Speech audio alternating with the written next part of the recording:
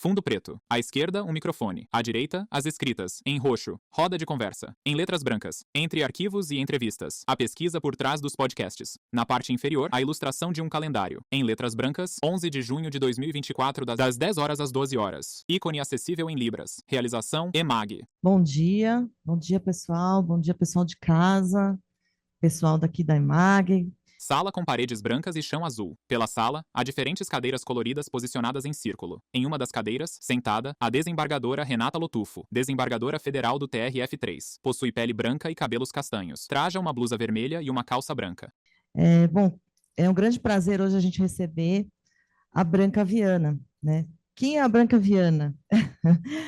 Eu brinquei na hora que eu cheguei que quem já ouviu os podcasts da Rádio Novelo tem a impressão que a Branca Viana é a nossa grande amiga de infância, né? Porque ela vai com a gente em todo lugar e a gente fica escutando a Branca. Então, ela acaba, além de ser a nossa amiga de infância, então, quem é Branca, né?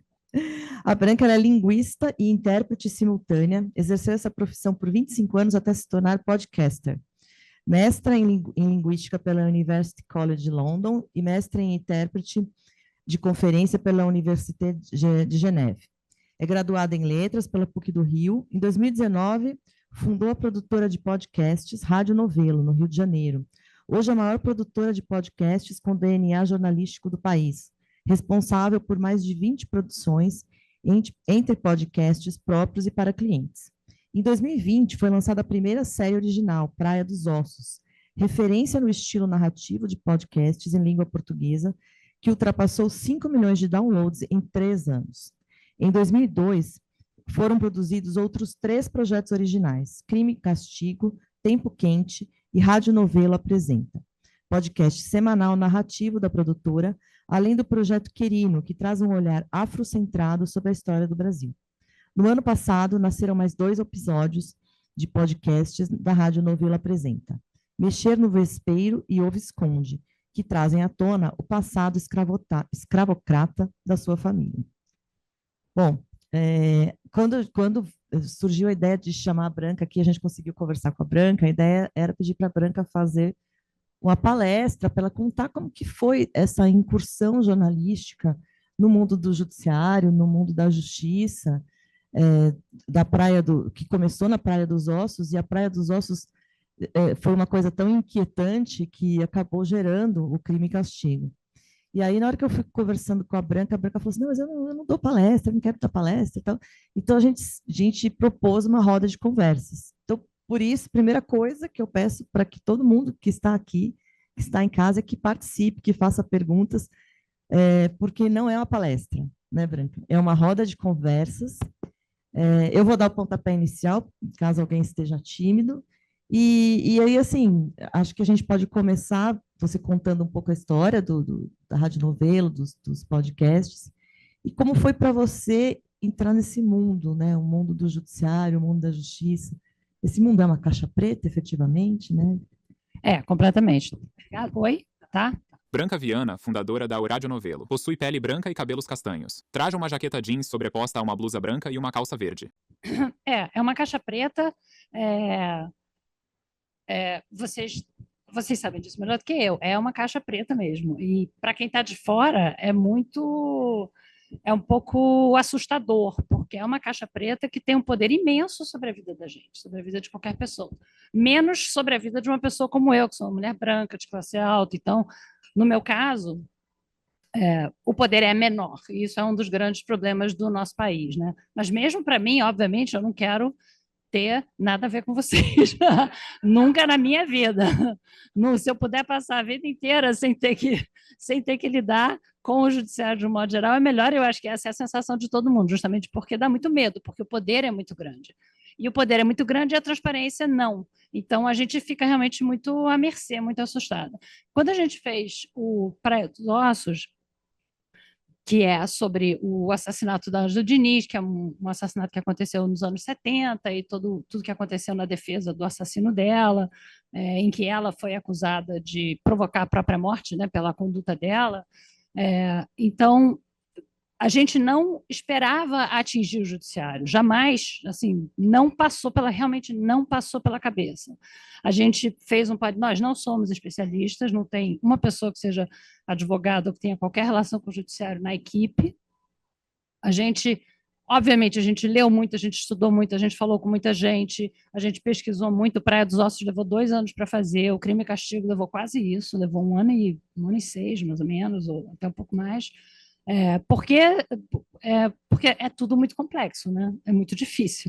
É difícil da gente entender e é difícil da gente dar opinião. Mas quando saiu Praia dos Ossos, a gente teve a grata surpresa que, aí nesse caso, realmente foi uma surpresa, porque as pessoas me perguntam muito: você se surpreendeu com o sucesso do Praia dos Ossos? E a minha resposta sincera é não. Não, não me surpreendi, porque é muito bom. É muito bom, foi muito bem feito, foi muito pesquisado, é uma equipe gigantesca. A gente entrevistou mais de 60 pessoas, a equipe do Praia tem mais de 40 pessoas, de profissionais que trabalharam, entendeu? Uma gente muito boa, muito especializada, ficou muito bom, a história é excelente, a história em si é excelente, é uma história que envolve sexo e drogas e pessoas glamourosas e os anos 70 e as feministas, quer dizer, tem muita coisa. Eu sabia que ia ser um sucesso. Jamais passou pela minha cabeça, nem ninguém da equipe, que fosse ecoar no judiciário, mas nunca, realmente foi uma surpresa, e foi uma grata surpresa, porque justamente como é uma caixa preta, para mim, especialmente para mim, para a Paulinha e para a Flora, que fomos as pessoas que mais participamos de eventos, com pessoas do direito de um modo geral, inclusive faculdades de direito, eu perdi a conta da quantidade de lives durante a pandemia que eu fiz em faculdade de direito do Brasil inteiro, assim, muita coisa. Porque justamente é uma caixa preta, então nós somos pessoas curiosas, a gente quer saber. A gente quer saber o que vocês acharam, a gente quer saber como funciona, a gente quer saber o que a gente acertou, o que a gente errou, entendeu? Então foi assim, tem sido, desde 2020, um debate muito rico, com professores de direito, com pessoas do judiciário. Esse é o primeiro evento, aliás, ao vivo, que eu faço. Eu já fiz alguns online, especialmente com o pessoal do TJ de Minas, porque obviamente, Praia dos Ossos, onde Diniz, Minas Gerais e tal. Então, eu fiz 2 eventos lá com eles, com elas, aliás, elas e eles, mas elas aqui organizaram, um para o Praia e um para o Crime e Castigo. São pessoas com quem eu tenho contato até hoje. E para a gente é muito rica essa troca, sabe? Para a gente tentar entender o que vocês pensam do nosso trabalho, sabe? E o Crime e Castigo, especialmente, porque o Crime e Castigo é mais complexo. Em termos jurídicos, ele é muito mais complexo, porque Praia é um crime, 2 julgamentos, mas uma defesa, enfim, absurda, que todo mundo concorda que é absurda, todo mundo concorda com aquele final, né, que aconteceu. E o Crime e Castigo, não. O Crime e Castigo a gente trata de casos cabeludos, com muita ambiguidade, com muitas soluções possíveis, boas e ruins. Então, foi muito interessante. Eu gosto demais. Fase, né, do Crime e Castigo, né, que é aquela que fica ecoando, e o Champinha, né, então, que aí você tenta explicar uma coisa, aí você fala, mas e o Champinha? E da onde surgiu a ideia de recontar essa história da Ângela Dias, que é uma história antiga, né, uma história muito antiga, da onde que surgiu a ideia? Porque se a gente fosse pensar, né, em contar a história de um feminicídio, fica fácil, né, tem tantos. Por que esse? Fica fácil, são 3 ou 4 por dia no Brasil, é uma coisa horrível. O caso da Ângela tem a diferença porque tem essa defesa que o Evandro Lins e Silva fez, que é uma defesa completamente absurda, porém, para quem é de fora do judiciário que ouve e diz, meu Deus, como pode dizer uma coisa dessas? Mas se você de fato vai estudar o que acontece, você diz, não, tá certo ele, era isso mesmo. Entendeu? Normal, não era uma coisa tão estapafúrdia assim.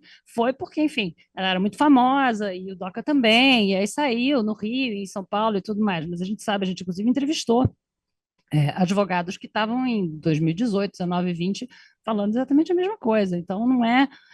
Eu imagino que para vocês não tenha sido a surpresa que foi para o público em geral ouvir aquilo.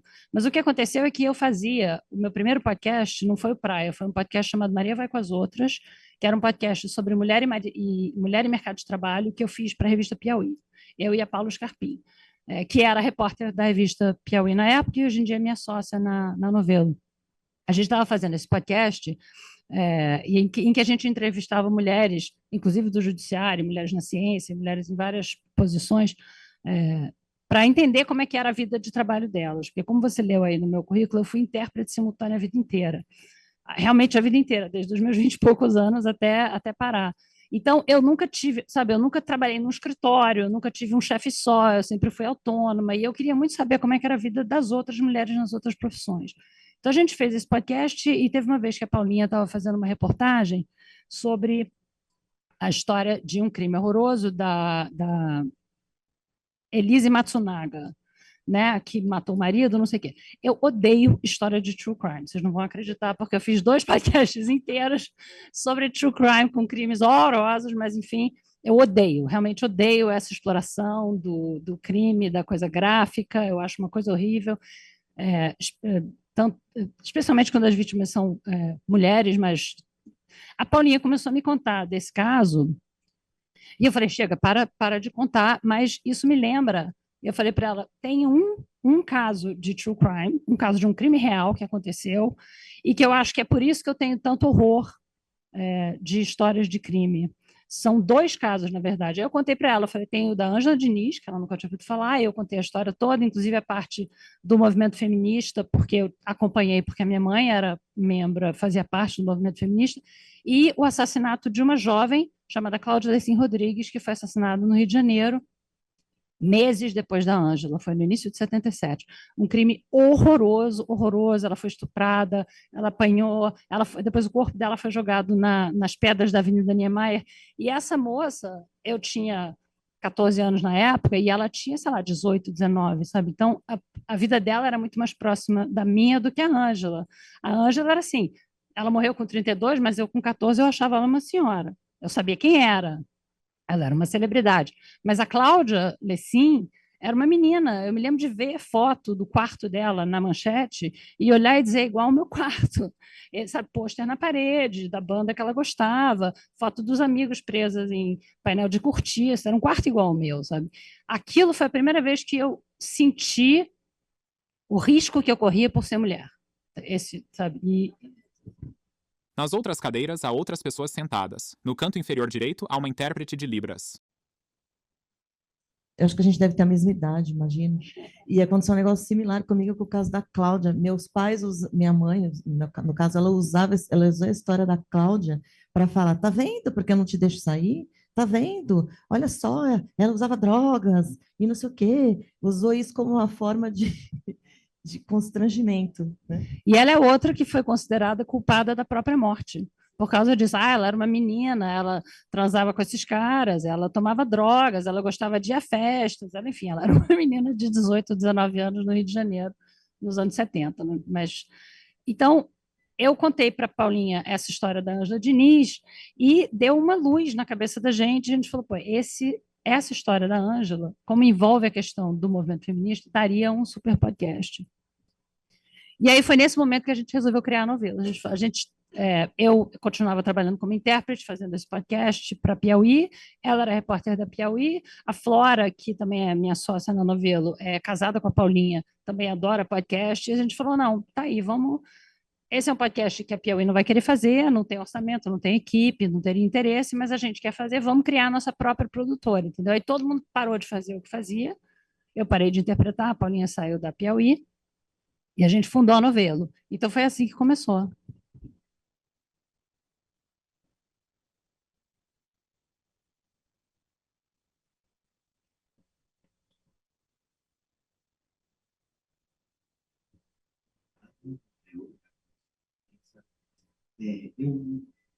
Para a gente do direito, o poder da imprensa também é uma caixa preta. E sempre parece mover pessoas, trazer consequências.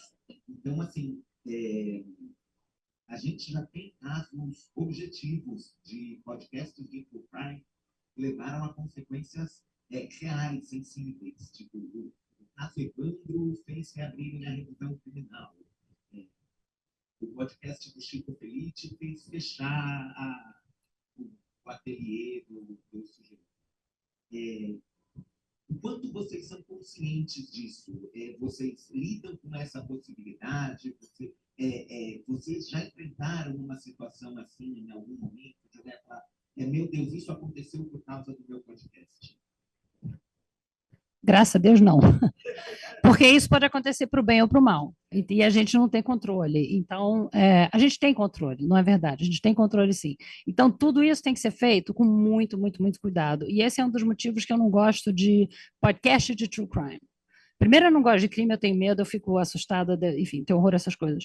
Mas produção de um modo geral, não só podcast, documentário, ficção, porque hoje em dia é assim, né? Você tem um crime horrível, um crime hediondo, horrível, ele vira um podcast, depois vira um documentário, aí vira uma série de ficção, aí vira um filme que vai para o cinema, então tem uma exploração, assim, ad eternum daquela tragédia, que é uma tragédia que vocês sabem melhor do que eu, acontece com pessoas, com a família da vítima. A gente vê nesses casos que a gente explorou no Praia e no Crime e Castigo que destrói todo mundo em volta. Eu acho que isso é uma coisa que as pessoas não têm tanta noção, porque não acompanham. Vê no jornal, fulana morreu, Beltrano aconteceu não sei o quê, não entende o efeito de décadas que isso tem para todo mundo no entorno, a família, os amigos. É um trauma realmente muito, muito, muito, muito profundo. No caso da família da Ângela, destruiu a família dela, destruiu completamente a família dela. A mãe dela morreu deprimida pouco tempo depois dela, a irmã está viva,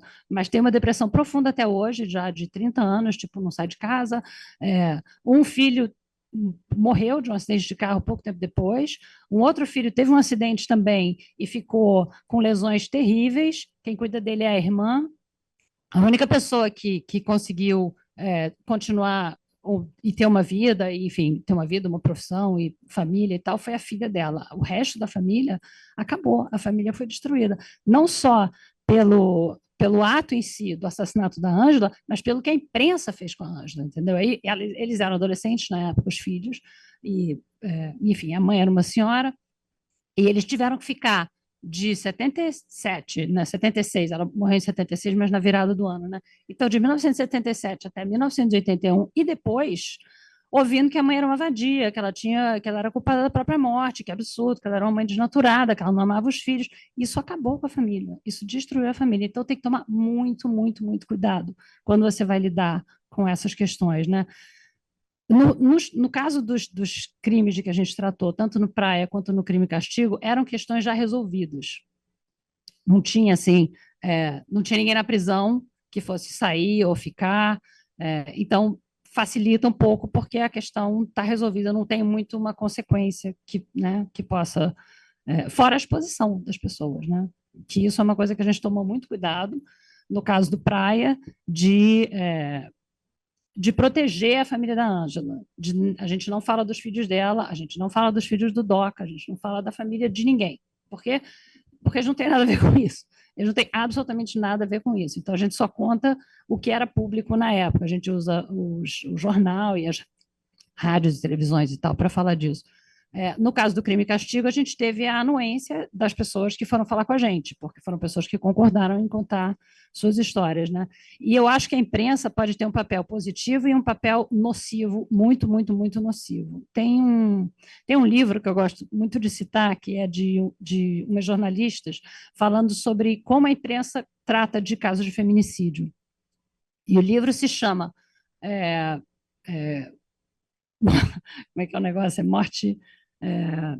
Casos de morte matada contadas como morte morrida. Esse é o título do livro. Então, e elas explicam como a imprensa faz e como poderia fazer para melhorar. Então, diz assim, mulher encontrada morta, assim, assado, não sei como. Como assim encontrada morta? O que aconteceu? Ela teve um ataque cardíaco?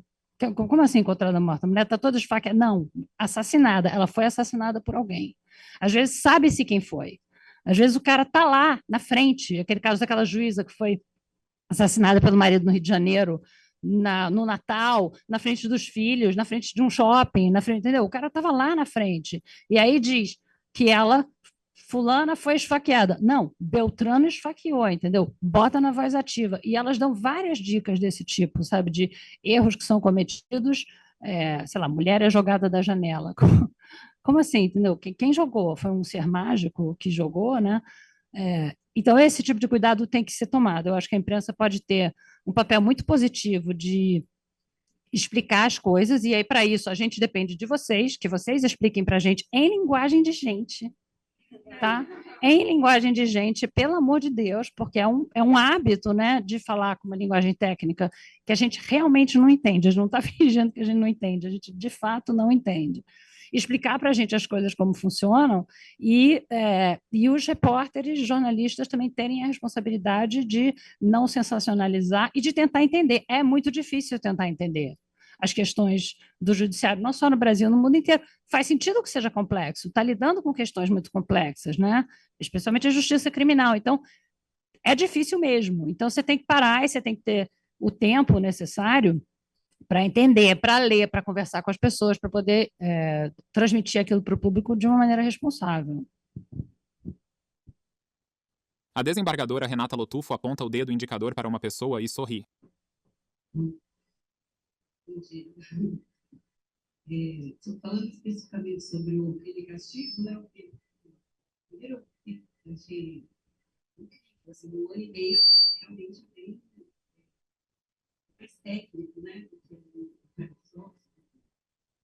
Uma dúvida técnica e uma dúvida seria, assim, olhando até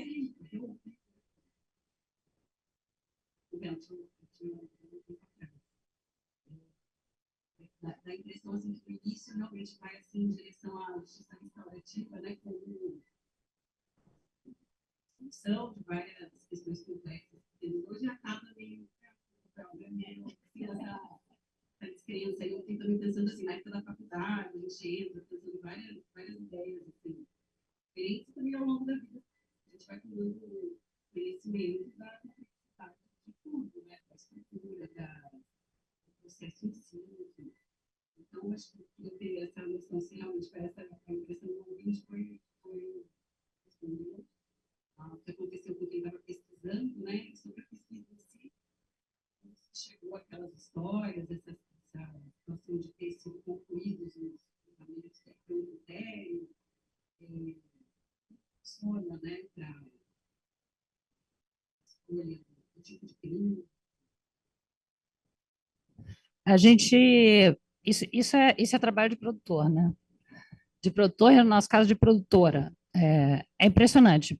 Pessoas que são produtoras, e muitas das produtoras são mulheres, são pessoas que conseguem fazer isso, conseguem achar personagem, como a gente diz. Eu quero achar um personagem. Então, eu quero uma pessoa que seja vítima, eu quero uma pessoa que seja ofensora, eu quero uma pessoa que tenha passado pela prisão ou não, uma pessoa que foi condenada, uma pessoa que foi absolvida, eu quero um caso de abuso sexual, eu quero um caso que seja homicídio e tal, e você vai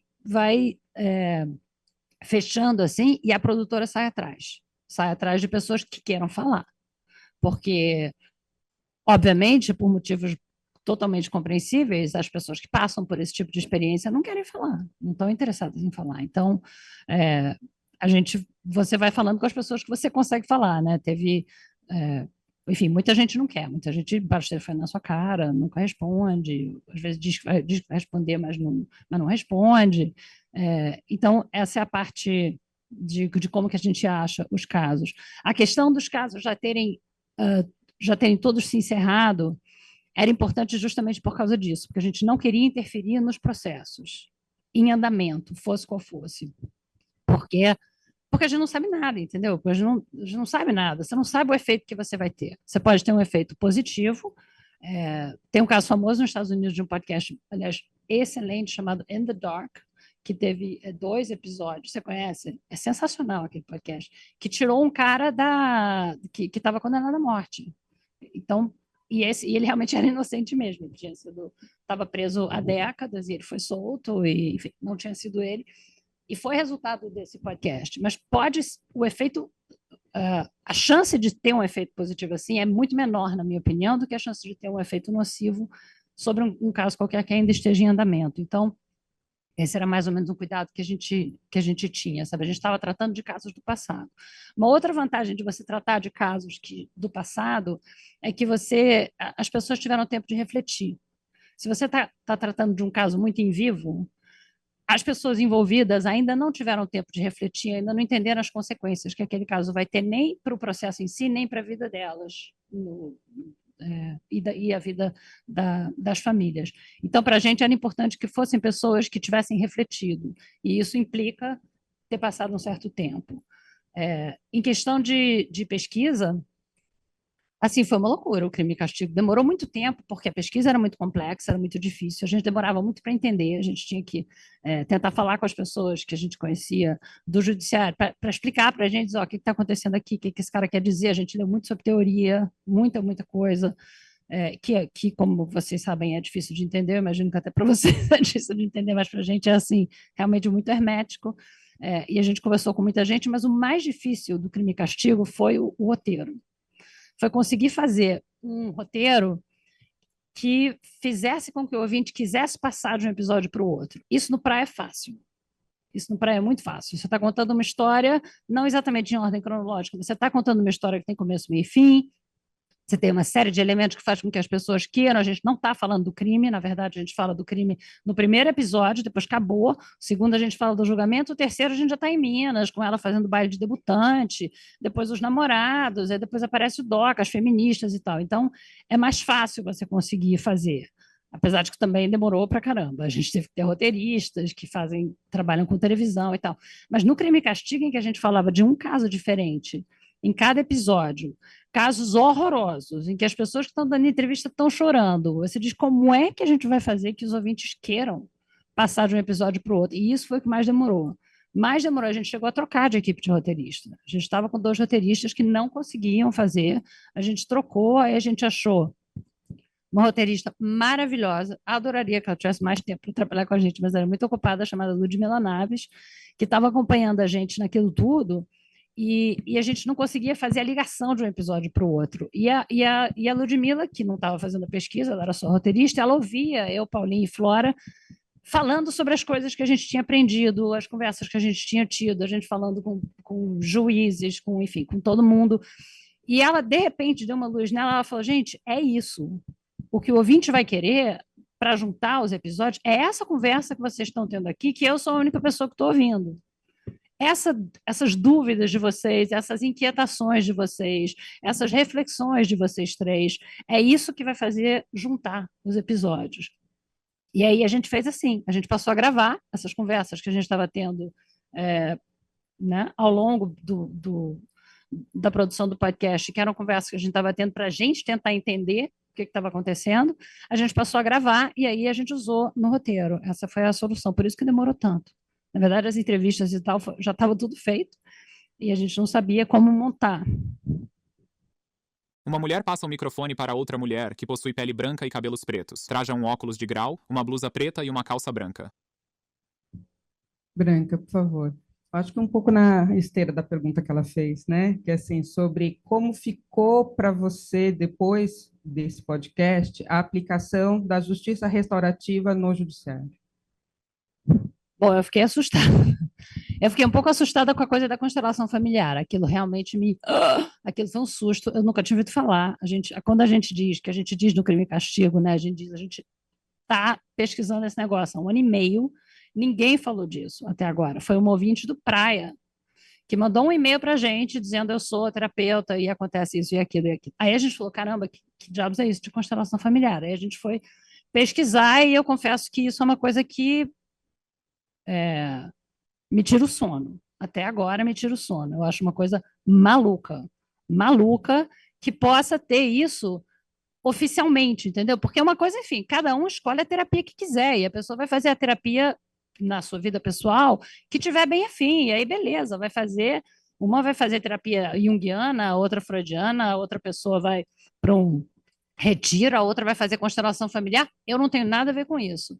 Agora, isso está dentro do judiciário, eu acho uma loucura, eu não consigo entender, eu gostaria que alguém me explicasse como que é possível que isso seja, entendeu? Não tem, quando um juiz te diz para fazer alguma coisa, você vai fazer, porque eu cheguei a entrevistar uma pessoa que faz isso, que usa a constelação familiar, diz, não, mas não é uma intimação. Como assim não é uma intimação? A pessoa está lá naquela posição de zero poder, nenhum poder, a pessoa está apavorada. O juiz manda você ir, você vai, claro que você vai. E mesmo que não seja obrigatório ir, você sabe que se você não for, vai atrapalhar o teu processo. que o juiz não vai te favorecer, vai ficar mal visto de alguma maneira. Então você vai, e aí é retraumatizado, enfim, vocês sabem como é que é. Eu acho que eu poderia te ajudar aqui nessa. Eu entendi muito bem a sua posição. Não é a questão de criticar a constelação em si, mas de criticar o fato dela ficar institucionalizada num lugar em que não deveria estar. Então, eu passei por uma coisa semelhante na minha vida pessoal, depois que eu fiz eu não lembro mais nem se foram 3 ou 4 tentativas de fertilização in vitro, acho que 3 na época, faz muito tempo isso.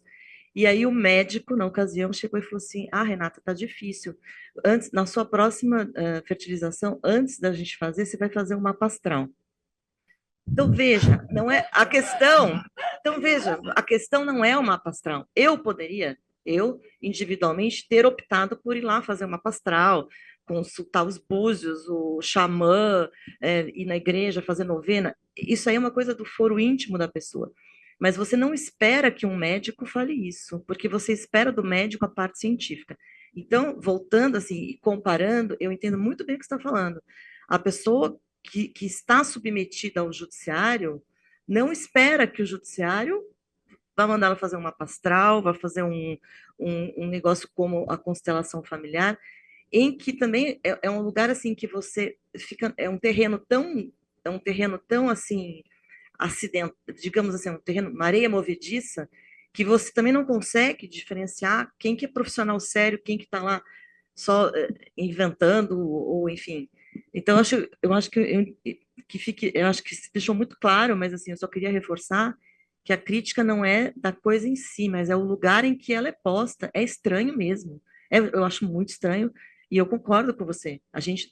O judiciário não pode ter essa postura. E a gente, nós, né, estou com mais 2 juízas aqui que estão acostumadas também a fazer audiência, é uma coisa que a gente passa, às vezes, também na audiência criminal, Branca, quando a gente vai fazer um interrogatório ou a gente vai ouvir uma testemunha num caso sensível, criminal, em que você, às vezes, está fazendo uma pergunta, às vezes a gente até se empolga que a gente quer saber mais, e aí, às vezes, a gente fala assim, não, talvez aqui eu vou passar o meu limite, porque a gente não é psicólogo, a gente não tem essa formação e sobretudo não é o nosso papel, né? Enfim, então às vezes é aquela coisa de você delimitar até onde você vai. Só fiz essa parte para deixar claro aí, mas acho que ainda eu não tenho nada contra. Da Eu não tenho nada contra nenhum tipo de terapia, nem mapa astral, nem constelação, nem psicoterapia, nem nada. Cada um faz o que quer na sua vida privada e as coisas funcionam para uma pessoa, não funcionam para outra. Enfim, né? Um médico falar uma coisa dessa é uma coisa maluca. É uma coisa realmente. Parece que ele está delegando a incompetência dele, né? Dizer, não, eu não consegui, vamos entregar para os astros. Não é culpa minha, eu não tenho nada a ver com isso. Não funciona porque, né? Porque tem Mercúrio retrógrado. É assim, uma coisa totalmente maluca. E no caso do judiciário é parecido, né? Mas a justiça restaurativa não é só constelação, é porque, pelo que eu entendi, é uma espécie de uma deformação da ideia de justiça restaurativa que usam a constelação familiar como se fosse justiça restaurativa, e não tem nada a ver, não tem nada a ver uma coisa com a outra. Mesmo a justiça restaurativa, como você estava falando, que a gente foi aos poucos, né? No final do Praia, a gente conversou com a juíza Catarina Corrêa, lá de Brasília, ela falou da justiça restaurativa, a gente falou, que legal, a gente não sabia que isso existia. E quando a gente foi examinar mais de perto, a gente viu todos os problemas que podem aparecer, especialmente em casos de violência contra a mulher, que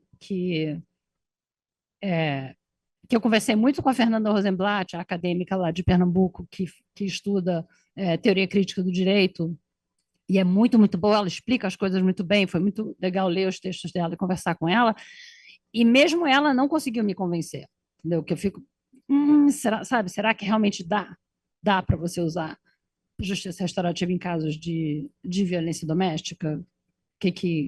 Não sei, talvez dê. Ela acha que nenhum caso fica fora, que você tendo a preparação profissional suficiente, que é possível, né? Mas em termos, enfim, do tamanho, o tamanho do problema, o número de processos que tem, você não conseguiria fazer justiça restaurativa com todo mundo, é um processo que leva meses, né? Precisa de muita gente treinada, quer dizer, é uma solução para poucos casos, se é que é uma solução, seria para poucos casos.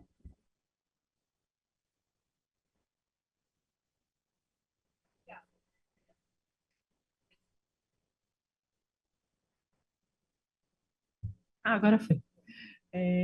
Não, eu já estava com vontade de falar, era até mais um comentário, porque uma das coisas que eu mais me impressionei, né, nos dois podcasts é que justamente por a gente ser do direito, quando a gente ouve filme, ouve ler no jornal, né, tem assim muitas imprecisões, né, jurídicas, que realmente parece, fala, gente, não acredito, conversando com o jornal, eu sempre escrevo com o ombudsman da Folha, eu falo, não é isso, não é que...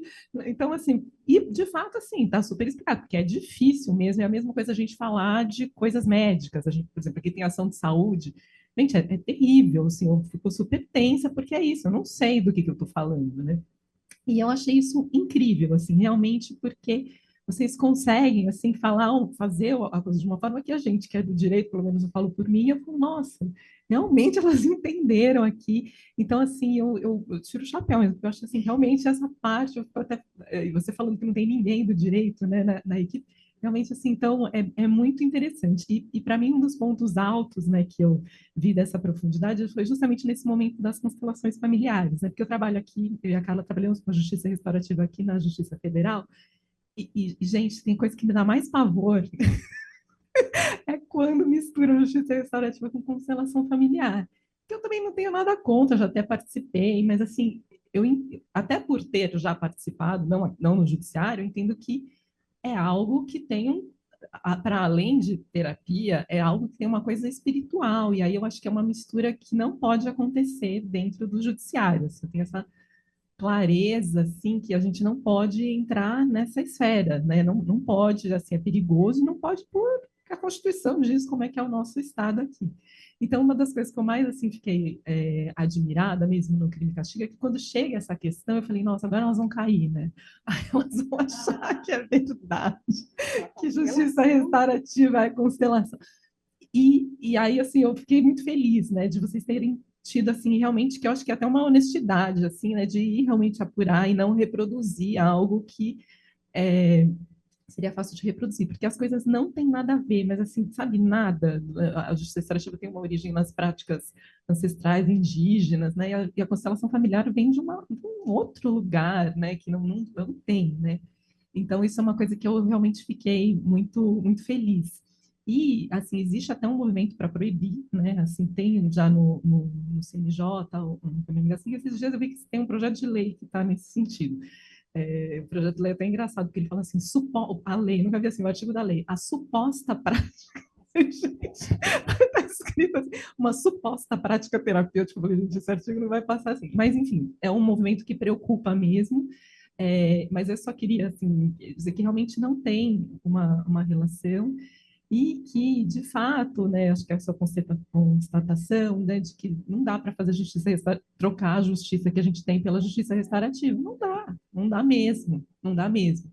Mas, e acho que nem a justiça restaurativa se propõe a isso, né? Mesmo quando ela chega no Brasil, ela não se propõe a isso, assim, porque é uma questão de, enfim, já são inúmeras questões da que a gente já veio aqui, mas ela se propõe a atuar em algumas esferas né, em algumas esferas, e pode ser em crime grave? Pode ser, a gente tem experiências no exterior e que dão certo, enfim, que são bem mas não é para tudo realmente, e essa questão da formação é o grande desafio, porque é isso, né, você coloca uma pessoa ali que não é formada, que ela pode causar dano ao invés de tentar.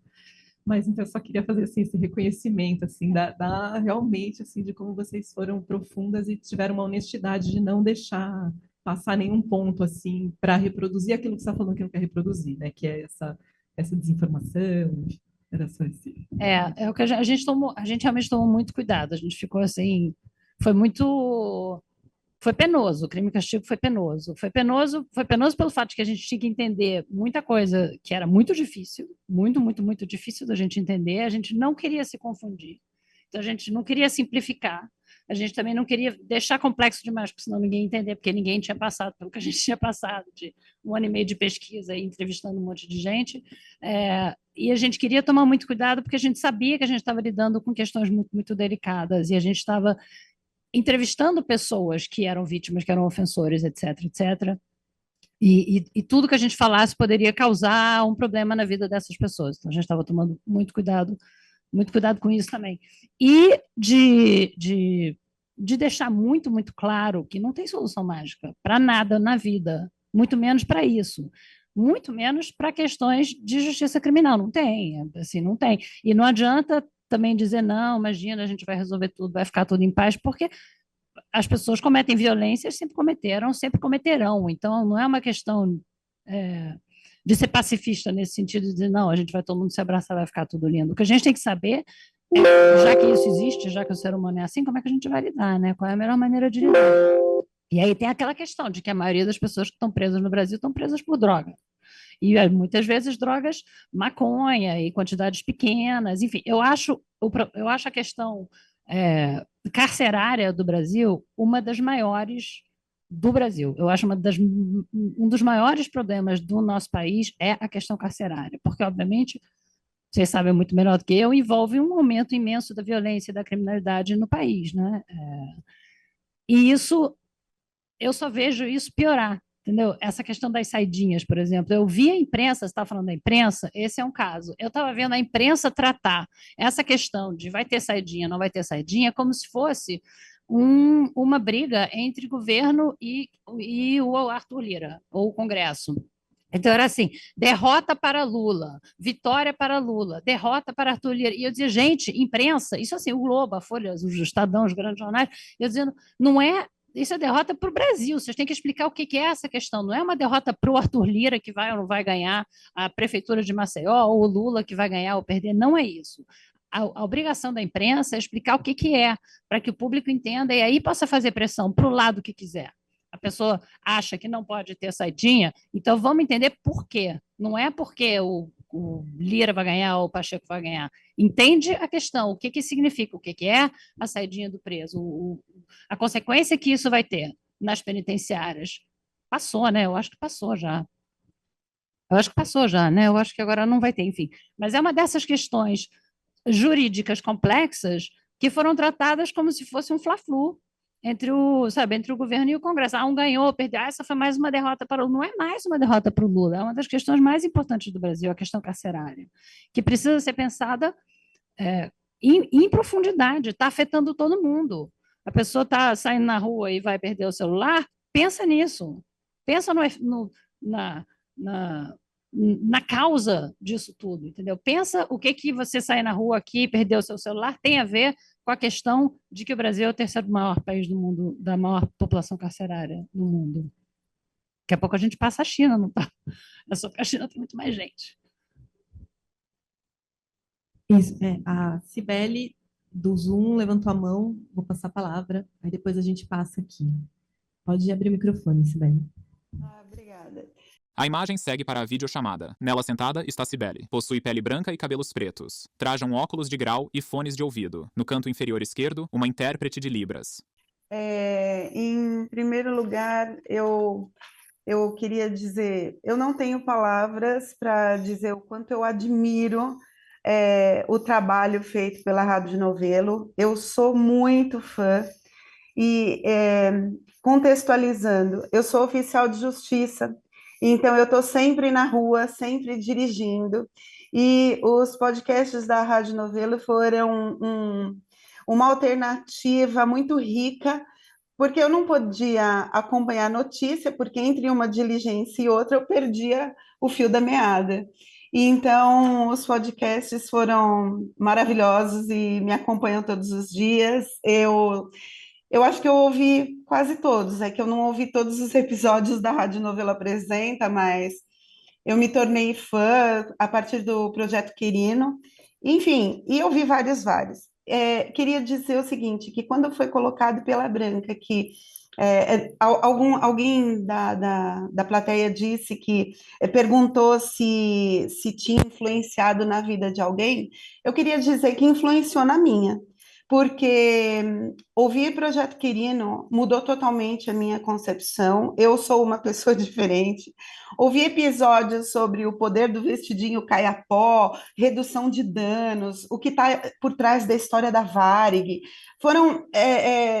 são histórias muito grandes, muito aprofundadas, muito pesquisadas, e enriquecem demais, e têm o poder, e eu queria dizer isso, né, que tem o poder de mudar a própria vida da pessoa, a maneira como se pensa.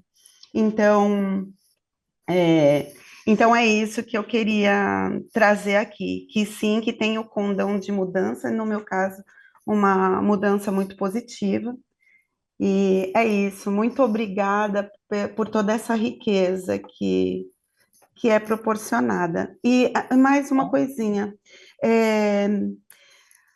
eu achei assim de uma importância extrema em Crime e Castigo, ser trazida a diferença não, mas ser colocada o termo justiça como sinônimo de vingança, porque realmente a imprensa ela reforça isso, que não é uma verdade. Uma coisa é justiça, outra coisa é vingança.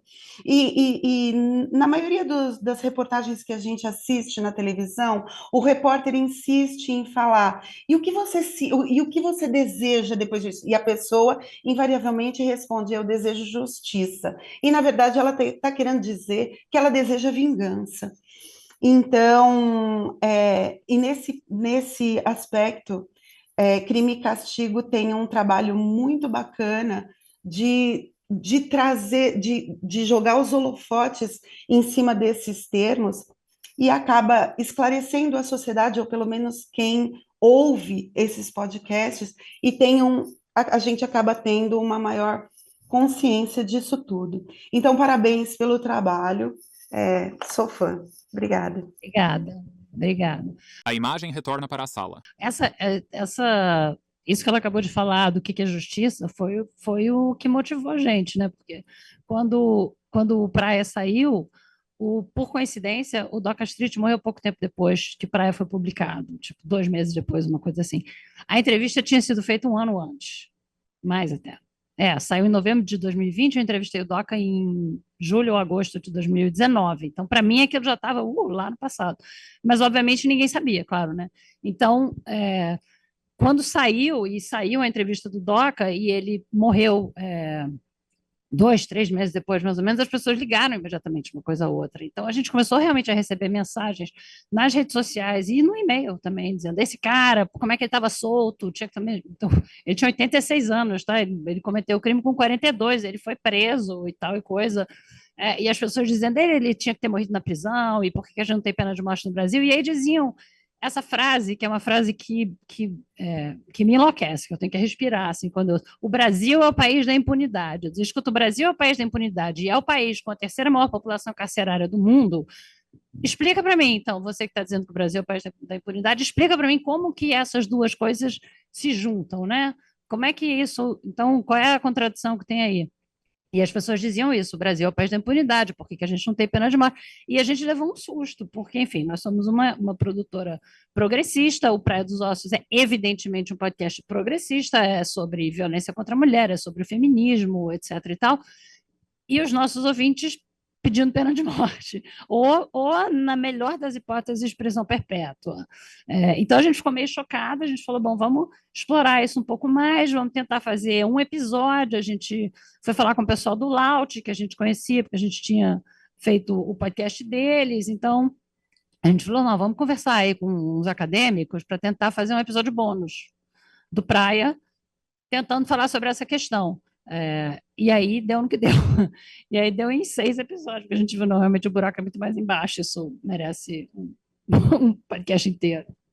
A desembargadora Renata Lotufo pega um microfone que está em uma cadeira ao lado, o entrega para uma mulher de pele branca e cabelos castanhos que está sentada em uma cadeira à direita da tela.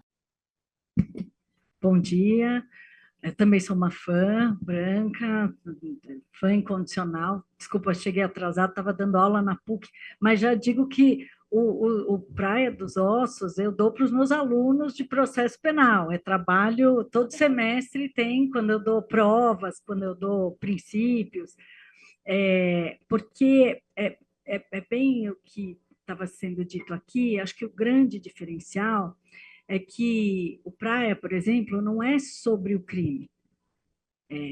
Assim como o Crime e Castigo também não é sobre a justiça.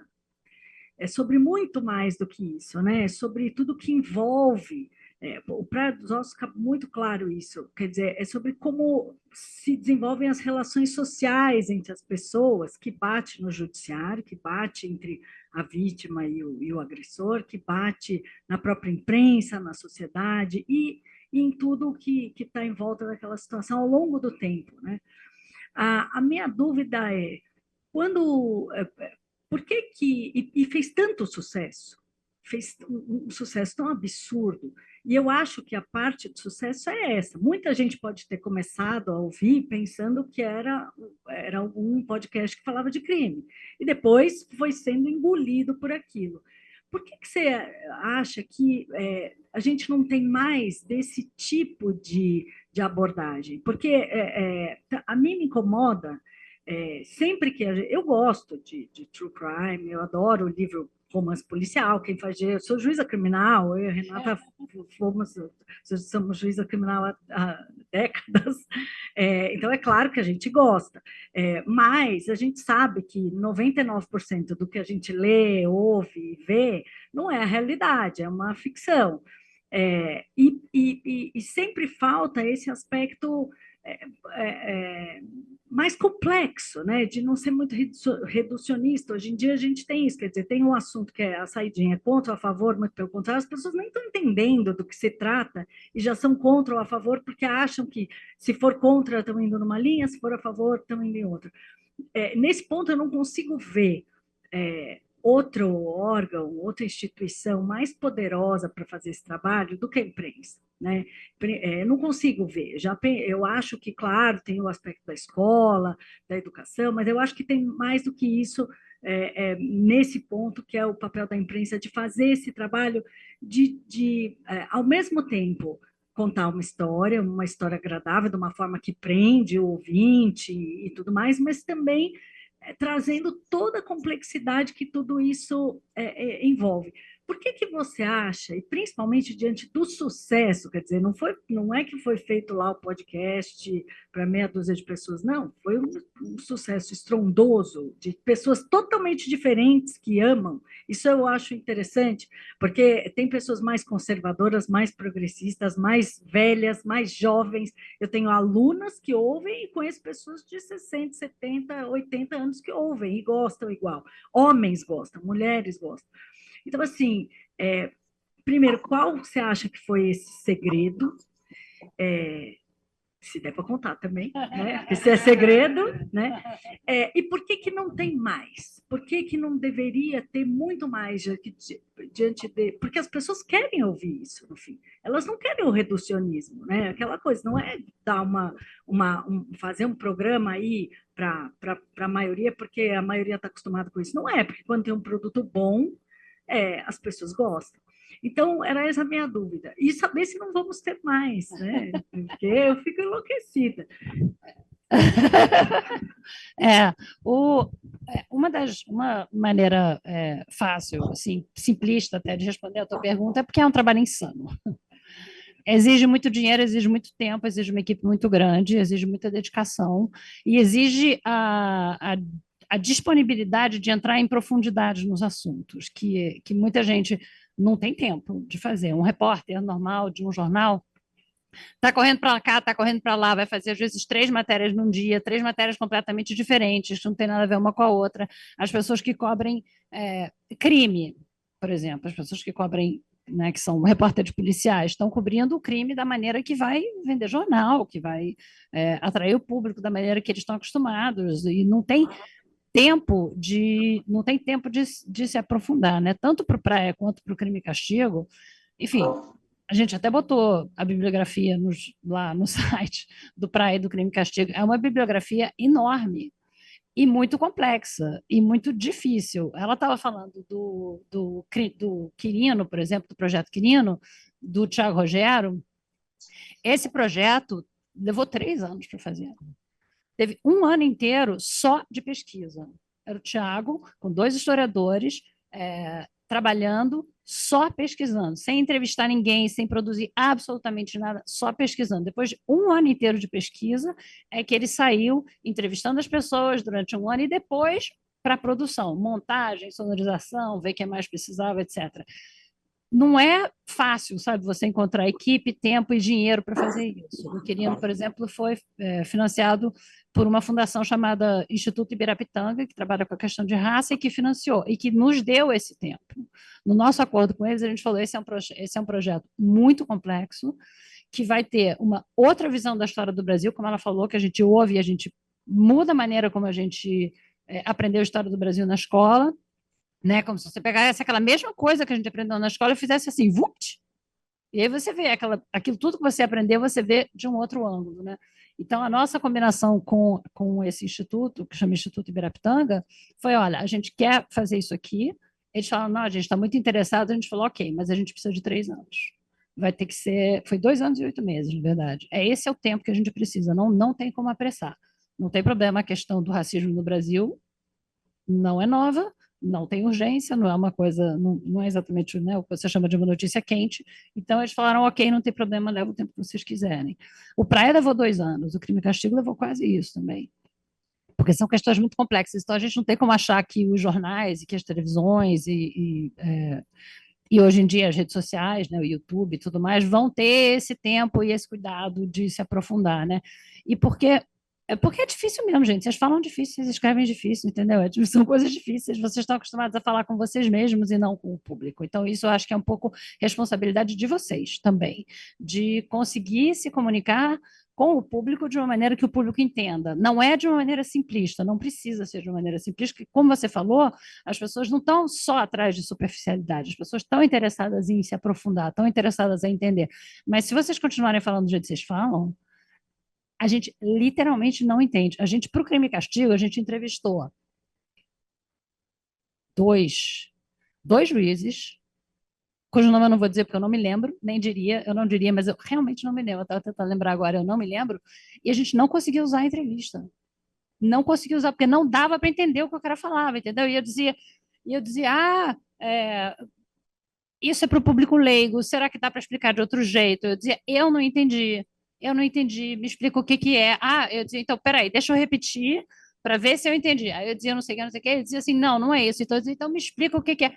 Mas, assim, entrevistas de 2 horas, sabe, longas, profundas, sendo que eu tinha estudado tudo, eu tinha lido tudo, sabe, a Flora estava lá do meu lado, também tinha lido tudo, a Paulinha também, e a gente não entendia, a gente jogou fora. Foram entrevistas que não serviram nem para informação. Porque tem entrevista que você não usa, mas te serve muito, entendeu? Como base, como informação, como background. Essas 2, eu olhava e dizia, mas esse homem está falando grego, eu não estou entendendo nada. E isso ele está falando com uma pessoa que é repórter, que é jornalista, que ele sabe que eu não sou do judiciário, ele sabe que eu não entendo, sabe que eu não sou juíza, que nem ele. Então, isso é um problema que eu acho que vocês têm, realmente eu acho que tem. Tem que tentar se comunicar com o agente da imprensa e com o público, mais ainda, de uma maneira mais aberta, sabe? E ser mais transparente mesmo, entendeu? Ser mais transparente com o que acontece dentro do judiciário. Para mim, esse processo todo, desde o Praia, de conversar com pessoas como vocês, foi, juro por Deus, a coisa mais gratificante que veio desses podcasts. Mais do que o sucesso normal do público e tal, que, como eu falei, eu já sabia. Porque realmente eu sei, entendeu? Eu não tenho falsa modéstia, eu sei que a gente faz as coisas muito bem na novela, eu acho que nós somos realmente uma equipe incrível, um pessoal muito bom.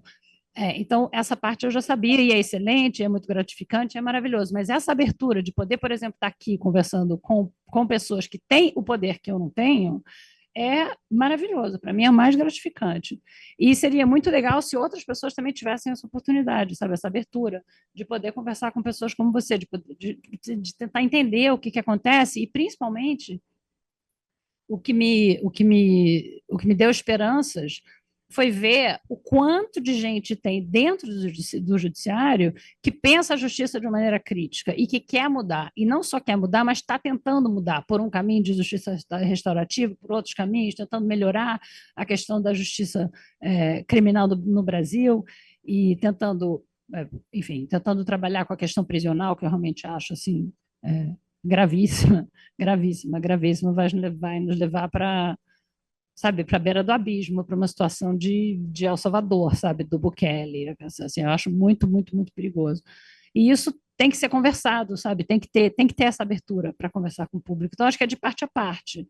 São as pessoas, enfim, a imprensa realmente não tem tempo, não tem dinheiro para fazer esse tipo de coisa, Não vai ter outro. Praia dos Ossos, não. Outras séries, sim, sem dúvida, sem dúvida. Outras séries, sim. Mas se eu fosse uma pessoa louca, que eu não sou, e não tenho tempo, e tenho 62 anos, e já uma certa preguiça, entendeu? Já não quero trabalhar tanto quanto eu queria quando eu tinha 30, eu faria uma série sobre que diabos é abolicionismo penal. Porque eu li tanto e eu conversei com tanta gente, e eu até agora não entendi. Mas é uma ideia que me atrai, entendeu? Mas eu não sei o que é.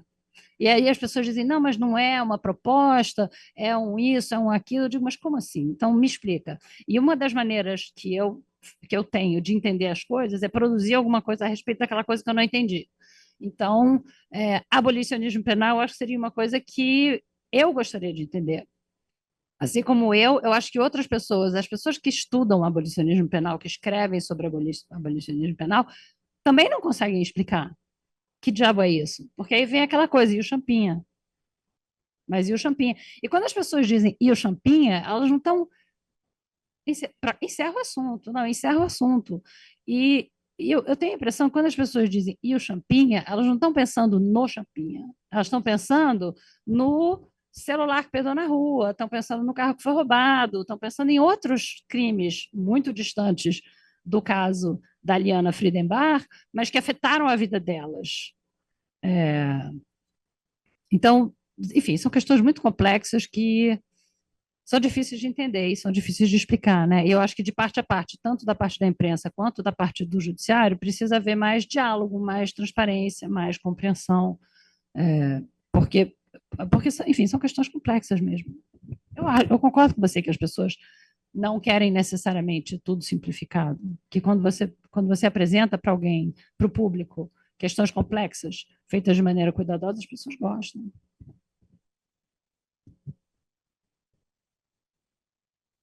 Direito?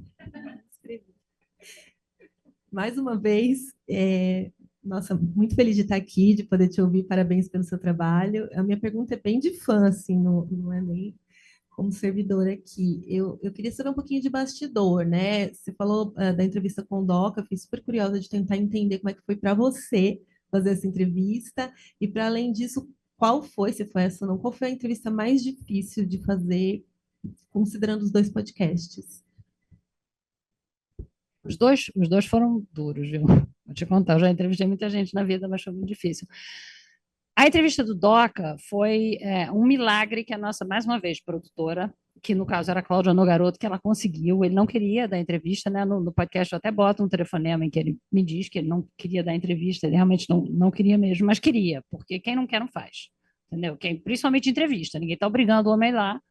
É claro que ele queria, então, mas ele, enfim, ele demorou e foi convencido lá por aquele amigo dele, o Jorge, que as pessoas, que ele mesmo chama ele mesmo de Jorge Safari, porque ele caçava nos anos 50 e a casa dele é cheia de troféu de caça. Então foi uma coisa meio bizarra, assim, porque eu estava nesse apartamento, um apartamentaço grande aqui em São Paulo, cheio de troféu de caça, cabeça de búfalo, dente de elefante, a mesa lateral do sofá onde eu estava botando o meu chá, porque ele preparou um lanche para a gente, assim, super fofo, tinha bem casado, sabe, tinha chá, tinha café, tinha tudo, tinha até cerveja, tinha uísque, tinha o que a gente quisesse.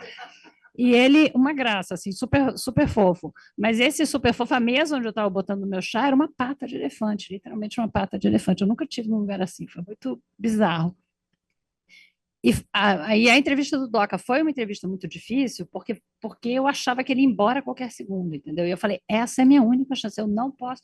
O que estava passando na minha cabeça, a gente tinha uma pauta enorme de perguntas, de coisas que a gente queria confirmar com ele, tinha questões meio técnicas de timeline, sabe, que ele tinha dito uma coisa no livro, o jornal tinha saído outra pessoa tinha dado uma entrevista, a gente queria entender, assim, cronologicamente o que tinha acontecido. Eu queria entender que diabos dá na cabeça de um cara desses de matar a mulher, sabe? Muitas pessoas têm todo aquele movimento do quem ama não mata, que eu acho um slogan bom porque chama atenção, porque é catchy, as pessoas lembram, mas é um erro, porque quem ama mata. Vocês estão cansados de saber. Quem ama mata, não é uma questão de amor. Violência contra a mulher não é uma questão de amor, é uma questão de poder. É uma questão de dominação. Não tem nada a ver com amor. E a gente não tem como julgar quem ama e quem não ama. Porque não existe assim, isso é amor. isso tudo aqui eu vou comparar com isso aqui, e isso aqui não é amor. Não existe isso. Então, acho que nunca passou pela minha cabeça que o Doca não amasse a Ângela. Isso realmente dá para você ver nas reportagens, nas entrevistas, você vê que aquilo foi um caso de... Eu acho que teria acabado logo depois, até porque acabou mesmo, ela acabou com ele, ela terminou, né? No dia em que ela morreu, ela queria terminar. Foi um caso de uma paixão fulminante que deu ali entre os dois, entendeu? Então, eu tenho certeza, eu sei que ele gostava dela. E eu queria entender, sabe, por quê? O que acontece na hora, sabe, nessa hora, o que acontece que o cara consegue fazer uma coisa dessas? Que a gente sabe que tem 3 ou 4 homens por dia no Brasil que fazem isso, né? Foi uma entrevista muito difícil porque eu estava com medo dele ir embora. E a gente já tinha marcado uma vez com ele, esse é que era o negócio, a gente tinha marcado uma vez com ele, em que a gente foi até a casa do Jorge e ele não apareceu. Então, eu estava com muito medo. Dessa vez ele apareceu e eu estava com medo dele ir embora. Então, o tempo todo passava pela minha cabeça, como que eu vou fazer com que esse cara fique? Ele ficou os primeiros 20 minutos da entrevista sentado no braço da poltrona, de óculos escuros, virado para a porta do apartamento, sem querer sentar. Sabe aquelas poltronas bem fofonas que quando você senta, você tem uma certa dificuldade de levantar, especialmente se você tem 84 anos, que era o que ele tinha na época. Ele não queria sentar, entendeu? Então, e com o livro dele na mão, dizendo, tá aqui no livro, tudo que vocês querem. E eu falei, bom, eu vou comendo pelas beiradinhas, né? Ainda bem que tinha lá o Jorge com seus bem casados, então dava para dizer, não, vamos fazer não sei o quê, isso, aquilo. Foi aos poucos. Então, essa foi uma entrevista difícil nesse sentido. Não foi uma entrevista difícil em termos emocionais. Não foi, realmente não foi, não tinha, enfim. Ele tem uma hora lá que ele meio que se emociona, mas não muito. Ele não... O jeito que ele fala da Ângela Lee, eu já tinha visto ele falar milhões de vezes, desde a morte dela. Ele não mudou, ele não é uma pessoa que refletiu. Ele escreveu um livro inteiro desse tamanho, assim, chamado Meia Culpa, na qual ele não assume a culpa. Ele não assume a culpa. Ele passa o livro inteiro dizendo que ela era louca, que ela cheirava, que ela gostava de fazer suruba, coisa que ele adorava, entendeu? Não tinha... Os dois gostavam. Ele passa metade do livro falando isso e a outra metade contando sobre a vida dele na cadeia. Então, ele não é uma pessoa que refletiu, sabe, sobre o caso. Então, ele não tinha muito a dizer nesse sentido. E não foi uma entrevista difícil nesse sentido. Foi muito difícil porque eu sabia que o meu papel ali era não deixar ele embora. E eu consegui, graças a Deus. Foi uma entrevista de 2h30, a gente usou muito, sei lá, talvez 10 minutos daquilo tudo. Foi uma entrevista chata. Chata, assim, no sentido de ser entediante. Porque ele não é uma pessoa interessante, ele não tinha muito a dizer, não disse nada de muito surpreendente. O Jorge, amigo dele, ficava me interrompendo toda hora para contar dos safaris que eles tinham feito em 1958, e o elefante, e o que estava acontecendo na fazenda dele aqui no interior de São Paulo. Então, ele sabia a gente, aham. Mas eu sei fazer conversa, sabe? É uma vantagem de uma pessoa que entrevista, especialmente se você está na casa da pessoa. Eu sei fazer isso, eu tenho essa capacidade de deixar a pessoa à vontade, sentar e conversar sobre a casa da pessoa, perguntar sobre o elefante, demonstrar o interesse, porque é interessante. Eu sou uma pessoa curiosa e eu me interesso por praticamente tudo. Então, não é difícil para mim fazer isso, sabe? Sentar e conversar com a pessoa e me interessar, sinceramente me interessar pelo que a pessoa está me contando. E isso e as pessoas gostam quando você se interessa por elas. Então, isso facilita bastante. As entrevistas do Praia que foram difíceis foram as entrevistas das pessoas que conheceram a Ângela e que ficavam muito emocionadas. A mais difícil foi a do Fritz Dorey, com quem a gente conversou por telefone e que morreu também poucos meses depois, já estava bastante velho, já estava doente, e ele chorou bastante, ele ficou muito, muito emocionado, e aí você fica com aquela coisa, olha o que eu estou, sabe, fazendo com esse senhor, lembrando ele dessas coisas. O Crime e Castigo, obviamente, quase todo mundo chora. Nas entrevistas, a gente está falando sobre pessoas que perderam filhos, então quase todo mundo chora, inclusive o pai da Liana Friedenbach, foi assassinada pelo Champinha e os comparsas dele, ele me deu uma lição de entrevista que eu nunca mais esqueci. Ele começou a falar e imediatamente ele começou a chorar. E aí eu falei para ele, olha, Ari, você fala o que você quiser, se você quiser encerrar a entrevista, você encerra, não tem problema nenhum, você só diz o que você quiser, se você quiser dizer para a gente para cortar alguma coisa que você disse, não tem problema nenhum.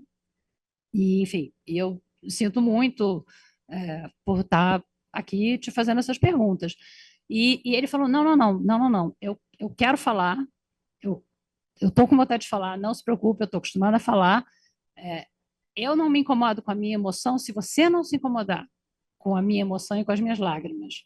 E aquilo para mim foi assim, pá, um tapa na cara, porque eu falei, quem sou eu para me incomodar com as lágrimas de um homem que passou por... Essa é outra família, destruída. A família foi completamente destruída. Os avós, o irmão, a mulher, mãe da menina, todo mundo sobrou ele. Ele é a única pessoa que sobrou funcional, sabe, depois daquele crime. Óbvio, né? Você imagina uma coisa daquelas. Então, quando ele me disse isso, eu falei, cara, é isso, sabe? É isso. Quem sou eu para me incomodar que ele está chorando? Eu não tenho que me incomodar com nada. Isso não aconteceu comigo. Então, às vezes as pessoas me perguntam, é muito difícil para você ter que lidar com essas histórias tristes e ouvir essas histórias tristes, que acontece com vocês também. Vocês passam o dia inteiro ouvindo história horrorosa, né? Mas você diz assim, não é com a gente. Não é com a gente. Você pode ficar emocionado, você pode ficar triste, mas não aconteceu comigo. Que direito eu tenho, né? Então, é isso que eu penso quando eu vou fazer uma entrevista mais difícil, assim, sabe? Que é o que a pessoa quer me contar.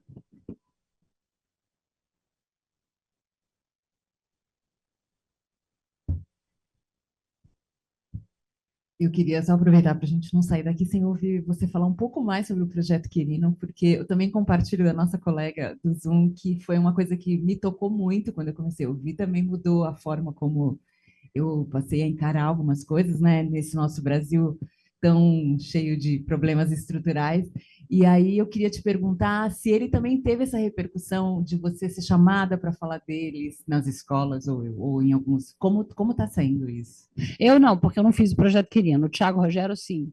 Sim, teve até professor fazendo currículo escolar baseado no Quirino, sabe? Mostrando o Quirino para os alunos. Alunos de colégio e alunos de faculdade também. O Tiago, foi chamado para falar em muitas faculdades, foi entrevistado enfim, em jornais internacionais, ele deu entrevista para o New York Times, para o Guardian, esses jornais assim, e teve uma excelente repercussão nesse sentido, sabe? Inclusive nas escolas, que foi uma coisa muito interessante, sabe, de você ver professores de ensino médio, não, especialmente de ensino médio, querendo usar o Quirino e pedindo mais material, porque o Quirino não tem só o podcast, o Quirino tem textos também que foram feitos mais ou menos a partir do projeto. Os historiadores que participaram do projeto escreveram textos, foram publicados na Piauí, eu acho que na Folha, em alguns outros lugares, e estão no site também do Projeto Quirino, para quem quiser ir lá ver, sabe? Tem, sabe, tipo um texto para cada um dos episódios, sabe? Explicando o que é em mais detalhe, textos escritos por acadêmicos, por pessoas especializadas, e teve muito essa repercussão também, muito interessante, que o Tiago ficou super contente. Eu vou contar para ele que vocês estão falando essas coisas todas. Tá bom.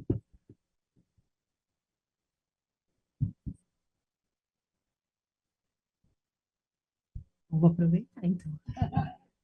Se deixar, eu fico aqui, ó, o tempo todo perguntando.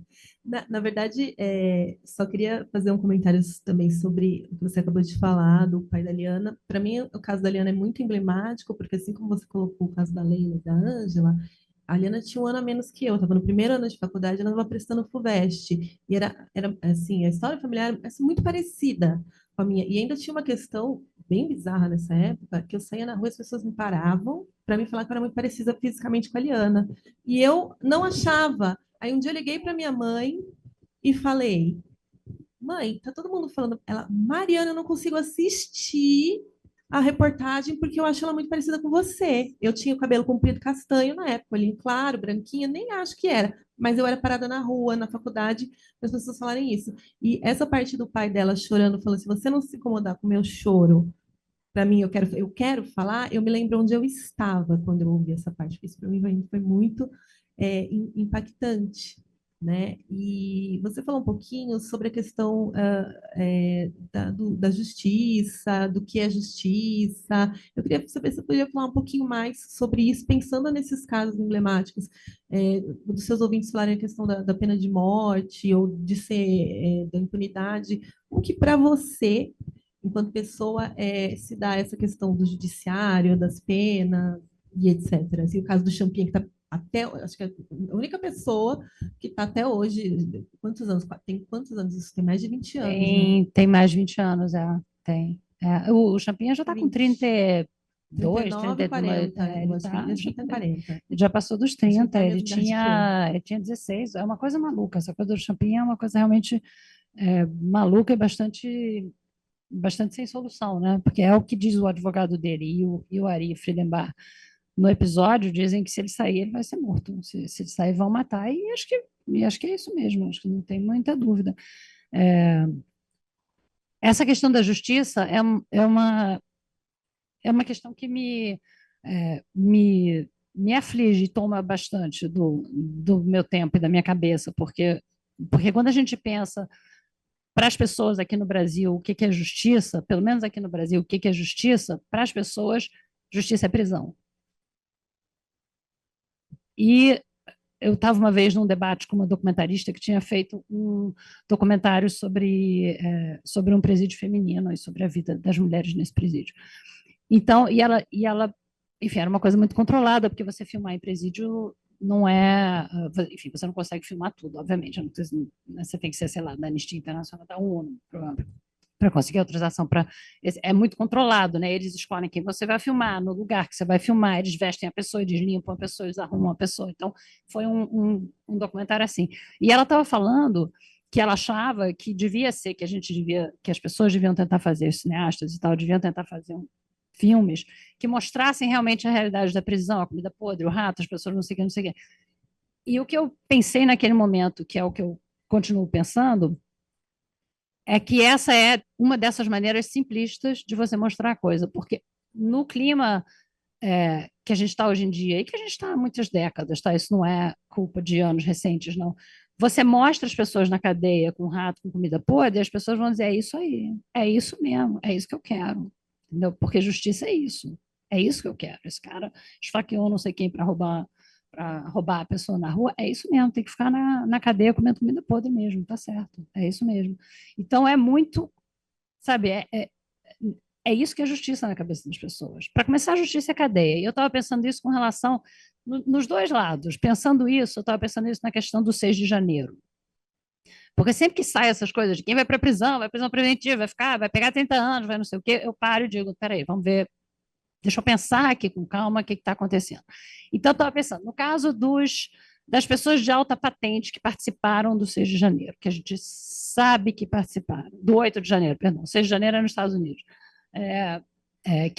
dos 8 de janeiro que participaram, que têm alta patente. Para mim, no meu mundo ideal, o que teria que acontecer com essas pessoas cuja participação foi comprovada e que têm alta patente é perder a patente. Perder o salário, perder a patente. O cara é coronel, o cara é general, o cara não sei o quê. O cara não vai para a cadeia e fica sei lá quantos anos e sai, continua ganhando o soldo enquanto está preso, e depois, quando sai, pronto, e continua general, vai para a reserva, não vai para a reserva, não é isso. Para mim, tem que ser uma outra coisa, um outro tipo de pena. E uma dessas alternativas obviamente, é tão óbvio, para mim é tão óbvio que uma pessoa de alta patente das Forças Armadas que está atentando contra o governo tem que sair das Forças Armadas, não pode estar nas Forças Armadas, essa pessoa não pode estar participando das forças que vão defender a gente. E eu acho que para esses casos, para mim, justiça não é cadeia. Tem outras coisas que você poderia fazer com essas pessoas que seriam penas mais corretas e que, inclusive, poderiam impedir essas pessoas de tentar isso outra vez. Fazer com que elas perdessem esse poder que é dado pela patente. Eu não vi essa discussão em lugar nenhum, não cabe a mim começar, porque eu não sou especialista nisso, nem em Forças Armadas, nem no Judiciário, nem em nada, não cabe a mim. Mas é uma coisa que eu fico vendo as pessoas da esquerda, porque a esquerda é tão punitivista quanto a direita no Brasil, não tem diferença. Eu vejo as pessoas da esquerda comemorando, pegou 30 anos, que maravilha. Gente, para e pensa um pouquinho o que isso significa. Justiça não é cadeia, justiça é uma coisa, cadeia é outra. Cadeia é uma das formas em que a justiça é implementada, mas só uma das formas, não é a mesma coisa. Vingança não é justiça. Cadeia não é justiça, mas eu acho que é a ideia que as pessoas têm, de que justiça é cadeia, de que não tem nenhuma outra solução. Que se você tentar implementar alguma outra solução, você está livrando a pessoa da punição. E tem muitas outras maneiras de punir. A própria palavra punir, né? Não necessariamente é o que você quer fazer, você pode querer restaurar, por exemplo, em vez de punir. Enfim, mas eu não tenho nada com isso, então eu não tenho, entendeu? Eu não tenho o poder de me envolver nessas discussões, né? Mas eu fico muito assustada com o punitivismo da esquerda, muito. O da direita também, mas o da direita é mais faz parte da ideologia, então você espera, né? O da esquerda me assusta. Eu vou passar a palavra, então, para a Andréa, que está no Zoom e levantou a mão. Andréa, vamos só fazer um teste de som? Oi, vocês estão me ouvindo? Estamos, pode falar. A imagem vai para a videochamada. Nela, em uma sala com paredes brancas, sentada está Andréa, mulher que possui pele branca e cabelos pretos. Traja um óculos de grau e piercing circular posicionado no septo. Então, bom dia. Primeiramente, eu gostaria de agradecer e parabenizar por esse evento. Realmente ele está sendo bastante elucidativo, né?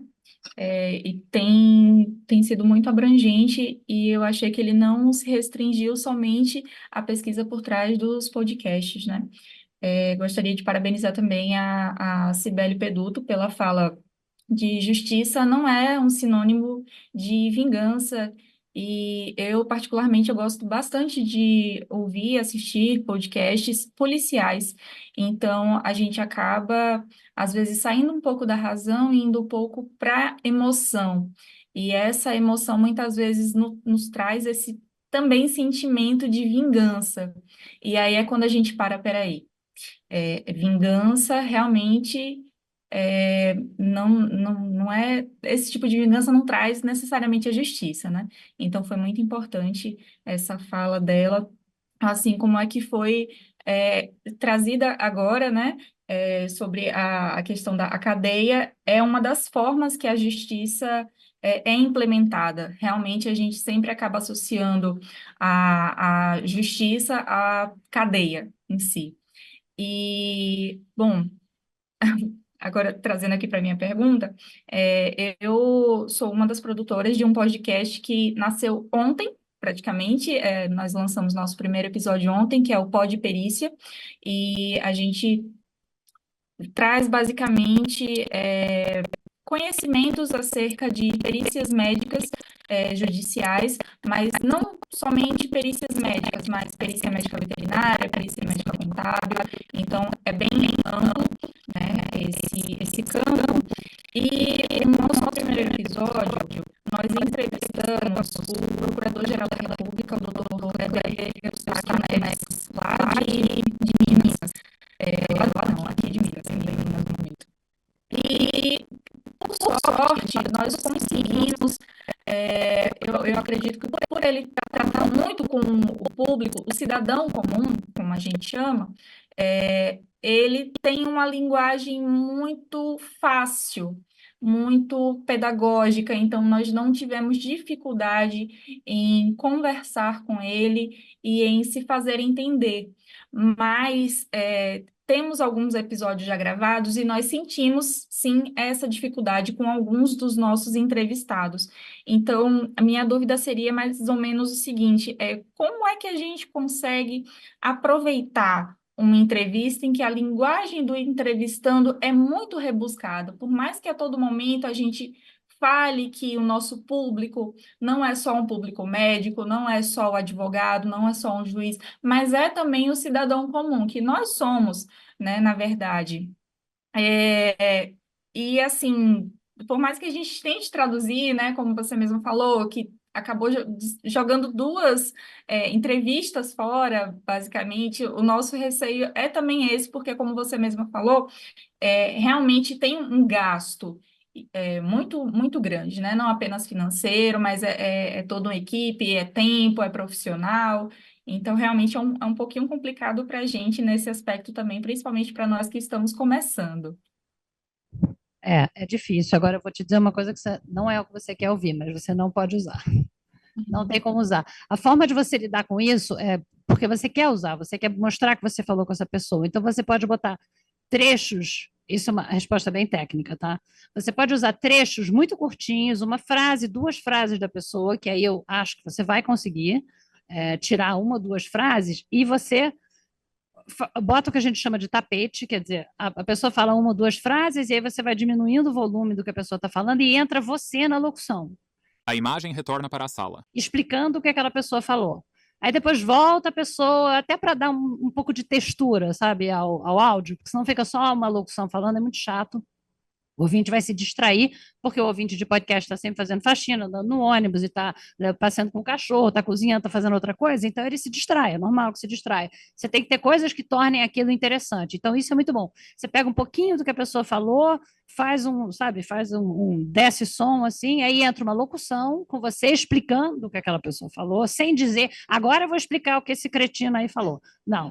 Você diz, então é assim assado, não sei o que, explica a perícia, tarará, tarará. Aí depois sobe a voz do cara mais um pouquinho, bota mais duas frases, desce e bota bota o finalzinho da frase dele entrando por baixo da tua locução, e aí corta, tá? Faz um fade out do volume dele, bota a tua locução e depois volta o cara mais um pouquinho, porque alguma coisa interessante vai sair. A não ser que você tenha feito uma entrevista de 20 minutos, e entrevista de 20 minutos é perfeitamente possível que seja inteiramente inutilizável. Então, faz entrevistas longas, faça entrevistas de 1 hora, porque de 1 hora você vai conseguir, sabe, 30 segundos ali, 15 segundos aqui para botar. Então, não joga fora, mas ao mesmo tempo joga fora. Porque não tem jeito, é muito chato e as pessoas não vão querer ouvir, a não ser que seja um podcast super técnico, que seja de técnico para técnico, aí você pode mandar descer e manda ver. Com certeza, muito obrigada. Estava demorando. Bem, eu me chamo Daniel. A minha pergunta... Daniel é um homem de pele branca e cabelos e barba pretos. Traja um óculos de grau. Eu sou um fã da Rádio Novelo também. Acho que eu queria explorar um pouco o Apresenta, que a gente falou muito do Praia dos Ossos, e o Apresenta são histórias do dia a dia. Você nunca, como tem em algum episódio do Apresenta dizendo, você nunca sabe o que você vai ouvir, né? Você aperta o play e só espera.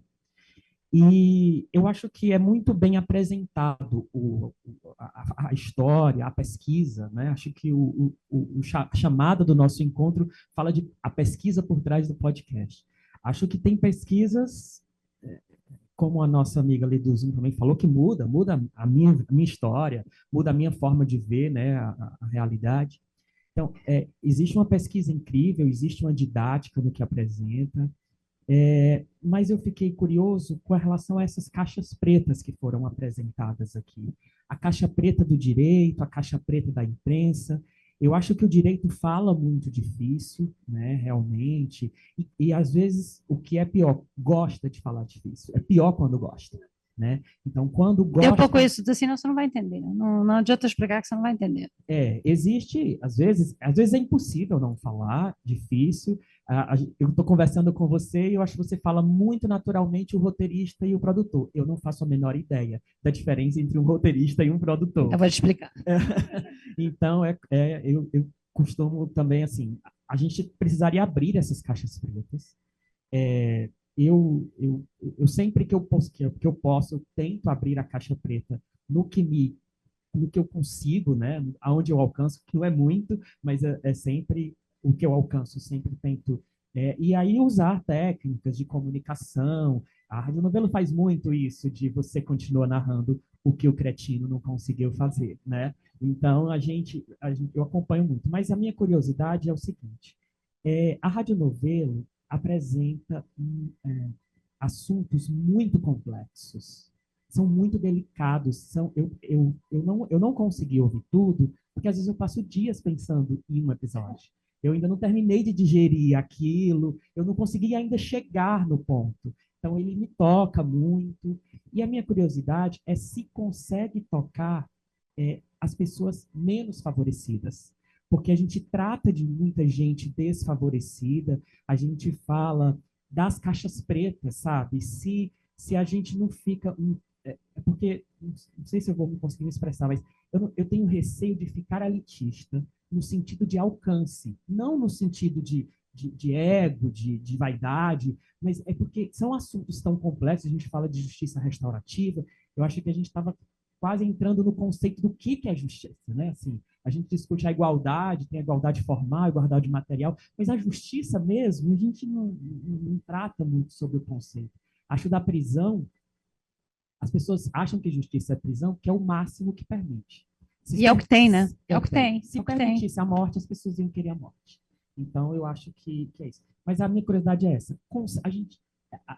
Vocês têm alguma forma de garantir ou de pensar, de trazer o básico, de ir lá na comunidade ribeirinha? Tem muitos episódios do Apresenta na Amazônia, tem histórias mais leves, tem um que você fala assim, a gente tenta ser fofa, mas não consegue. A gente vai sempre...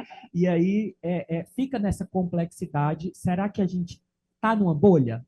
Sabe? Será que o Apresenta é uma bolha? E como ter esse cuidado para estourar essa bolha para a gente atingir a maioria da população que não consegue ter essas discussões assim de uma forma tão acalorada?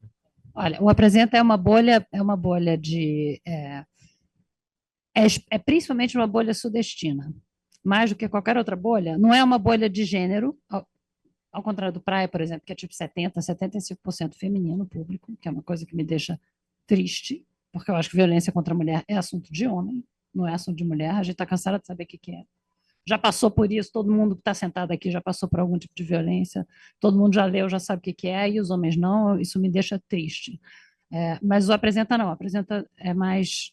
e o Quirino também. Então, não é uma bolha de gênero, é uma bolha sudestina, a gente tem pouco alcance no norte e no nordeste, sudestina e sulista também. Então, é mais no sudeste e no sul que a gente tem mais ouvintes. Questão de classe, você não consegue medir. Não tem... a gente não tem acesso a esses dados, porque esses dados... As plataformas que transmitem podcast, Spotify, Apple, Castbox, seja lá onde for, não são empresas de conteúdo, são empresas de dados. O que eles querem é dados, eles querem os nossos dados. E isso é proprietário. Então, eles não divulgam. Você tem acesso a muito pouco dado com relação à sua própria audiência. Mesmo que você produza, a gente já produziu vários podcasts para a Globoplay, por exemplo. A Globo é uma empresa de conteúdo, mas é também uma empresa de dados. Então, a gente já produziu para eles a gente fez o Collor versus Collor para eles, a gente fez o República das Milícias, a gente já fez vários podcasts para eles. Eles não dão os dados para a gente não tem a menor ideia. Quem ouve, nem de audiência, a gente não sabe. A gente vê assim a repercussão, você consegue ver rede social, você consegue ter uma vaga ideia, mas no caso da Globo, a gente não sabe nada. Quem ouviu é homem, é mulher, que idade tem, de onde veio, de que lugar do Brasil. Enfim, o sistema para o qual você sobe e que a partir daí distribui para várias plataformas, que tem vários desses sistemas, Libsyn, Megafone, tem um monte,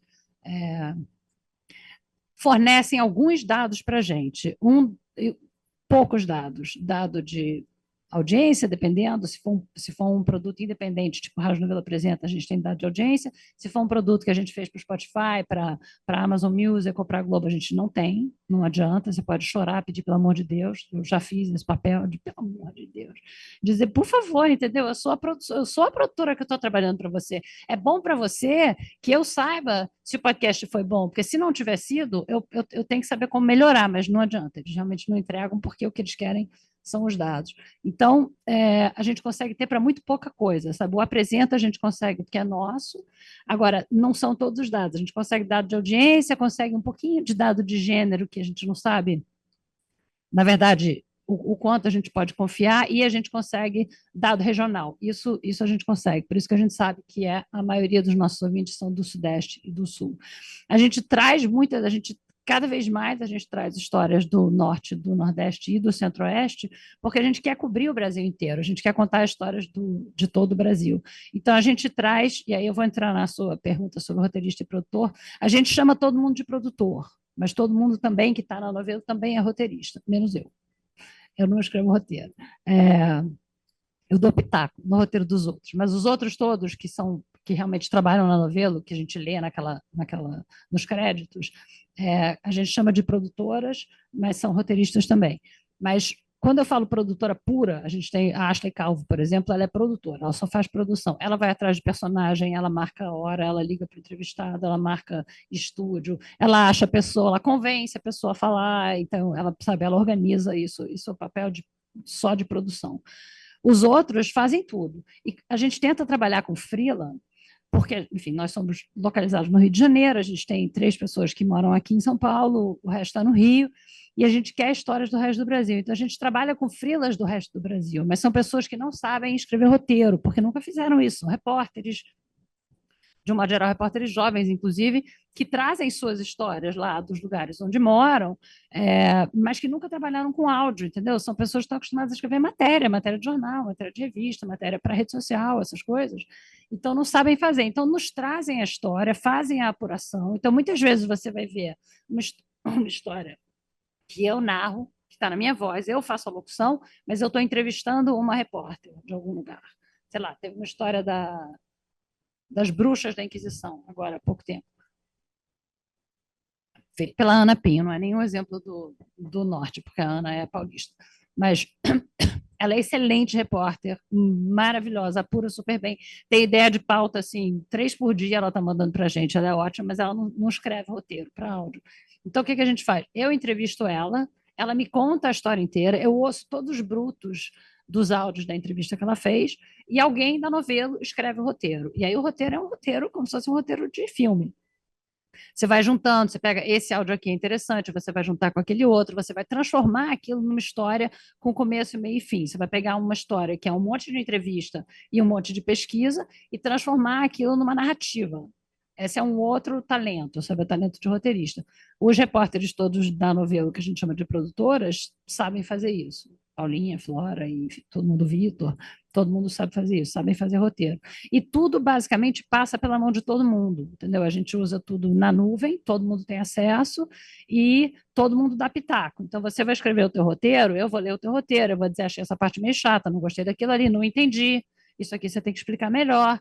Aí vai todo mundo dar pitaco, aí depois vai para a sonorização. Quando está semi-pronto, manda o áudio para a equipe inteira, para todo mundo da novela, e todo mundo ouve, e aí dá mais sugestão, entendeu? Ainda antes de ir ao ar. Aí a pessoa diz, não, eu achei isso, achei aquilo, corta, achei essa música muito sentimental, vamos botar outra, tira a sonorização, bota a sonorização, todo mundo dá opinião. É um trabalho muito... É um trabalho de equipe mesmo, é um trabalho de equipe, totalmente um trabalho de equipe. O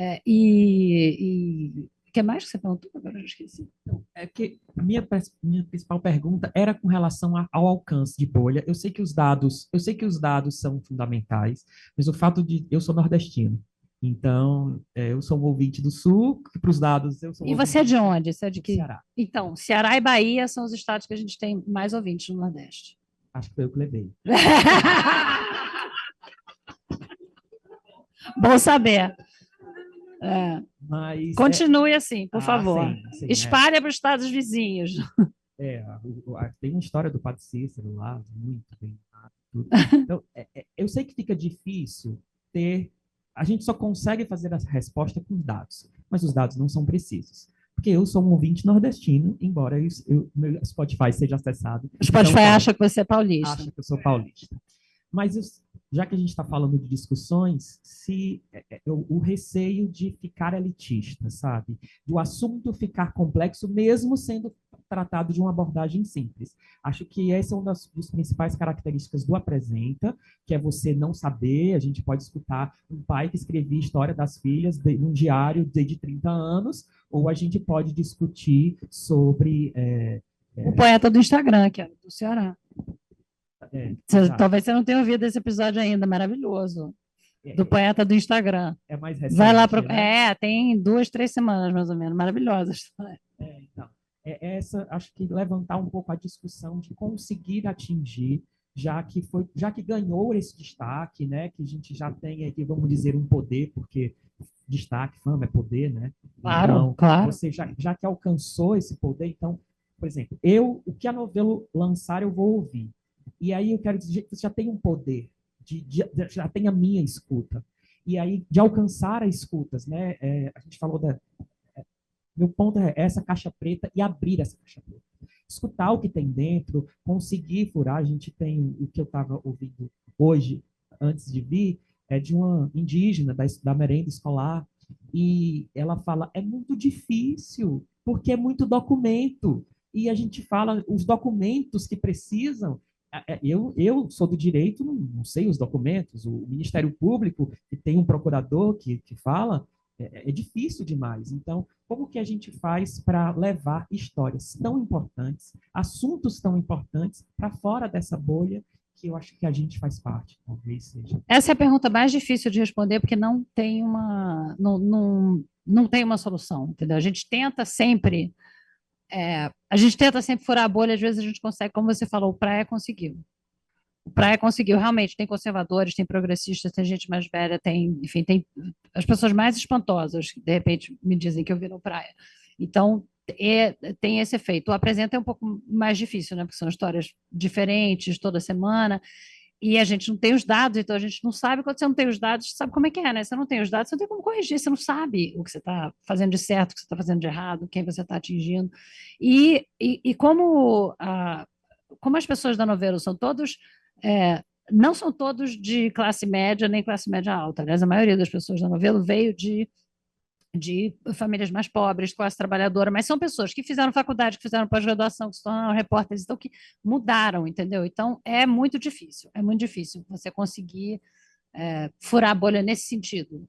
A gente tenta ter histórias que atraiam vários tipos de pessoas diferentes, de todas as classes sociais, de todas as regiões do Brasil, mas é muito, muito difícil. As bolhas existem, cada vez mais existem, né? A rede social reforça a bolha.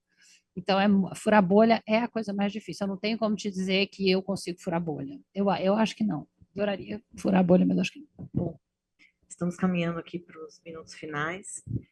Eu acho, Daniel, que na minha opinião, a respeito dessa tua pergunta aí de como furar a bolha, quando a gente pensa em podcast, a gente pensa hoje em dia em filme, série, a gente tem tanta oferta de tanta coisa que às vezes a gente não sabe por onde começar.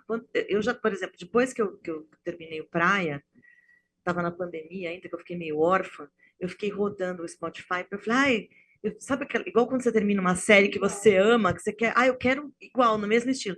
E aí parece que acontece a mesma coisa que aconteceu com o fim do Praia, acontece às vezes quando tem uma série muito legal que eu falo, eu quero mais alguma coisa parecida. E aí eu assisto uma e falo, não é igual, paro. Não é igual, paro. Então, assim, aconteceu a mesma coisa com o Praia, com isso. Ouvi alguns podcasts e falei, não é igual, não era isso que eu queria. E a gente fica meio órfão, né? E acho que com essa profusão de coisas, de oferta que tem hoje em dia, né? Filme, por exemplo, tem horas que eu falo, gente, eu vou ter que procurar um filme para assistir. Lá vou eu, né? Vou primeiro no Netflix, depois eu vou lá na Prime, depois eu vou na HBO, depois eu vou na Apple, eu parei de pagar, mas tem a Star Plus, tem a não sei o que. Aí eu falo, gente, aí assim, às vezes eu chego e falo para algum grupo de amigas, alguém tem uma dica aí do que assistir? E acho que a gente vai muito nisso, na dica. Então, a Mariana mesmo estava falando que ela começou a ouvir o Praia, porque eu falei para ela, o Praia e o Crime. Aí, quando a Fernanda falou, ela falou: opa, são duas pessoas falando que não se falaram. Né? Então, acho que tem muito isso, né, das pessoas começarem quando o burburinho em volta começa a falar, né? Então, por exemplo, eu vi no Netflix lá, Bebê Rena, aí todo mundo, começaram a falar do Bebê Rena. Aí eu comecei a perguntar, as pessoas começaram a falar mais, eu falei, tô com preguiça, não vou ver isso ainda, mas eu já tô antenada que eu sei do que é. Então, acho que é isso, acho que o melhor jeito da gente propagar podcast também, e a gente sair da bolha, de repente, é a gente começar a falar com as pessoas, e falar, às vezes, com as pessoas que estão fora da nossa bolha. De repente, você chega para o seu porteiro do prédio, bate um papo com ele, porteiro lá que fica, eu não sei se o prédio é portaria virtual, mas enfim, o meu ainda é daquelas antigas portarias, tem o porteiro, que fica o dia inteiro sentado lá, e aí de repente começa a bater um papo com ele e fala assim, escuta, você não quer conhecer um pouco sobre isso? Olha isso aqui, tem esse podcast, é legal, é bacana. Eu acho que cabe a nós, talvez, começar a pensar em furar a bolha desse jeito. a gente faz tecnologia, mas no fim o boca a boca, né? O velho boca a boca ainda. E aí é isso, Branca, não sei se você queria acrescentar alguma coisa no Não, fim. acho que não. Não, acho que não. Adorei, obrigada pelo Foi legal. convite. Bom, estamos de portas abertas aqui para você quiser qualquer coisa, conhecer mais do judiciário, do que você quiser, se quiser fazer qualquer pesquisa. Eu sou coordenadora do Laboratório de Inovação da Justiça Federal de São Paulo e a Renata, do Laboratório Tribunal, que está em fusão, nós sempre trabalhamos juntas. E a gente tem um espaço físico, que é do Laboratório de Inovação, que foi todo pensado para esse tipo de atividade. E, aliás, eu aproveito e convido sempre todo mundo, eu faço a minha propaganda, porque é nosso objetivo do laboratório. O nosso laboratório ele é conhecido nacionalmente, porque foi o primeiro laboratório de inovação do Judiciário, então ele é muito reconhecido, mas internamente não é tanto conhecido. Então, eu quero que todo mundo vá para o laboratório levar os seus problemas para a gente discutir. E aí, já até aproveito e já faço um convite dentro daquela ideia de melhorar, que é uma coisa também mesmo que me incomoda, de melhorar essa conversa entre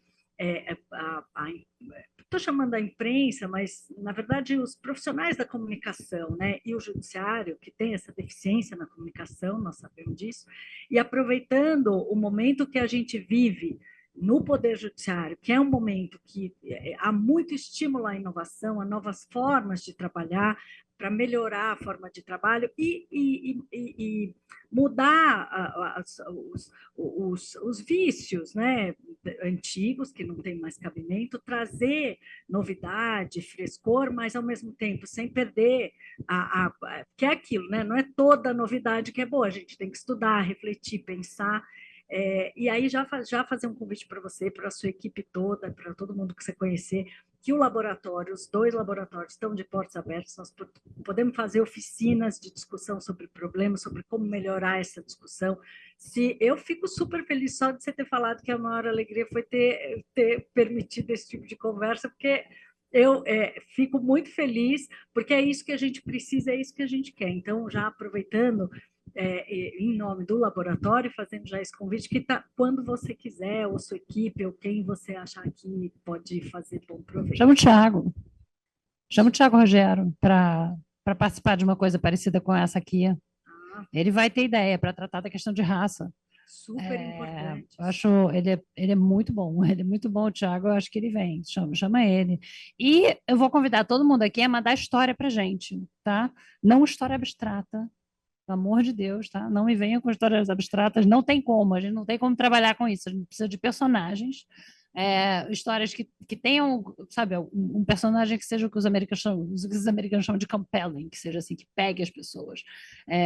Uma história, e a gente não quer só, essa que é a coisa do true crime, a diferença do que a gente faz para a questão do true crime. A gente não quer só contar a história, a gente quer que a minha mãe outro dia definiu de uma maneira que eu achei legal, que ela diz, não, vocês conscientizam como quem não quer nada. É isso, entendeu? Eu falei, gente, essa é a melhor definição do Rádio Novela Apresenta e da Rádio Novela de um modo geral, entendeu? É conscientizar como quem não quer nada. Você está ali, a pessoa está ali, ouvindo uma historinha, o meu avô fazia isso, fazia aquilo, de repente você vai vendo que a pessoa vai mudando, vai entendendo, vai pensando uma coisa que nunca pensou antes e vai discordar ou vai concordar, mas vai pensar. O importante é que a gente quer que as pessoas pensem. Então, mandem essas histórias para a gente, porque vocês devem conhecer um monte, inclusive histórias do Laboratório de Inovação, que eu não sabia que existia, e estou bem contente que exista. Então, apresenta@radionovelo.com.br, tá? Está sempre aberto para ouvir histórias. E obrigada pelo convite. Obrigada a você. Fundo cinza, em letras vermelhas e azuis, EMAG. Esferas coloridas emolduram a letra G formando um triângulo.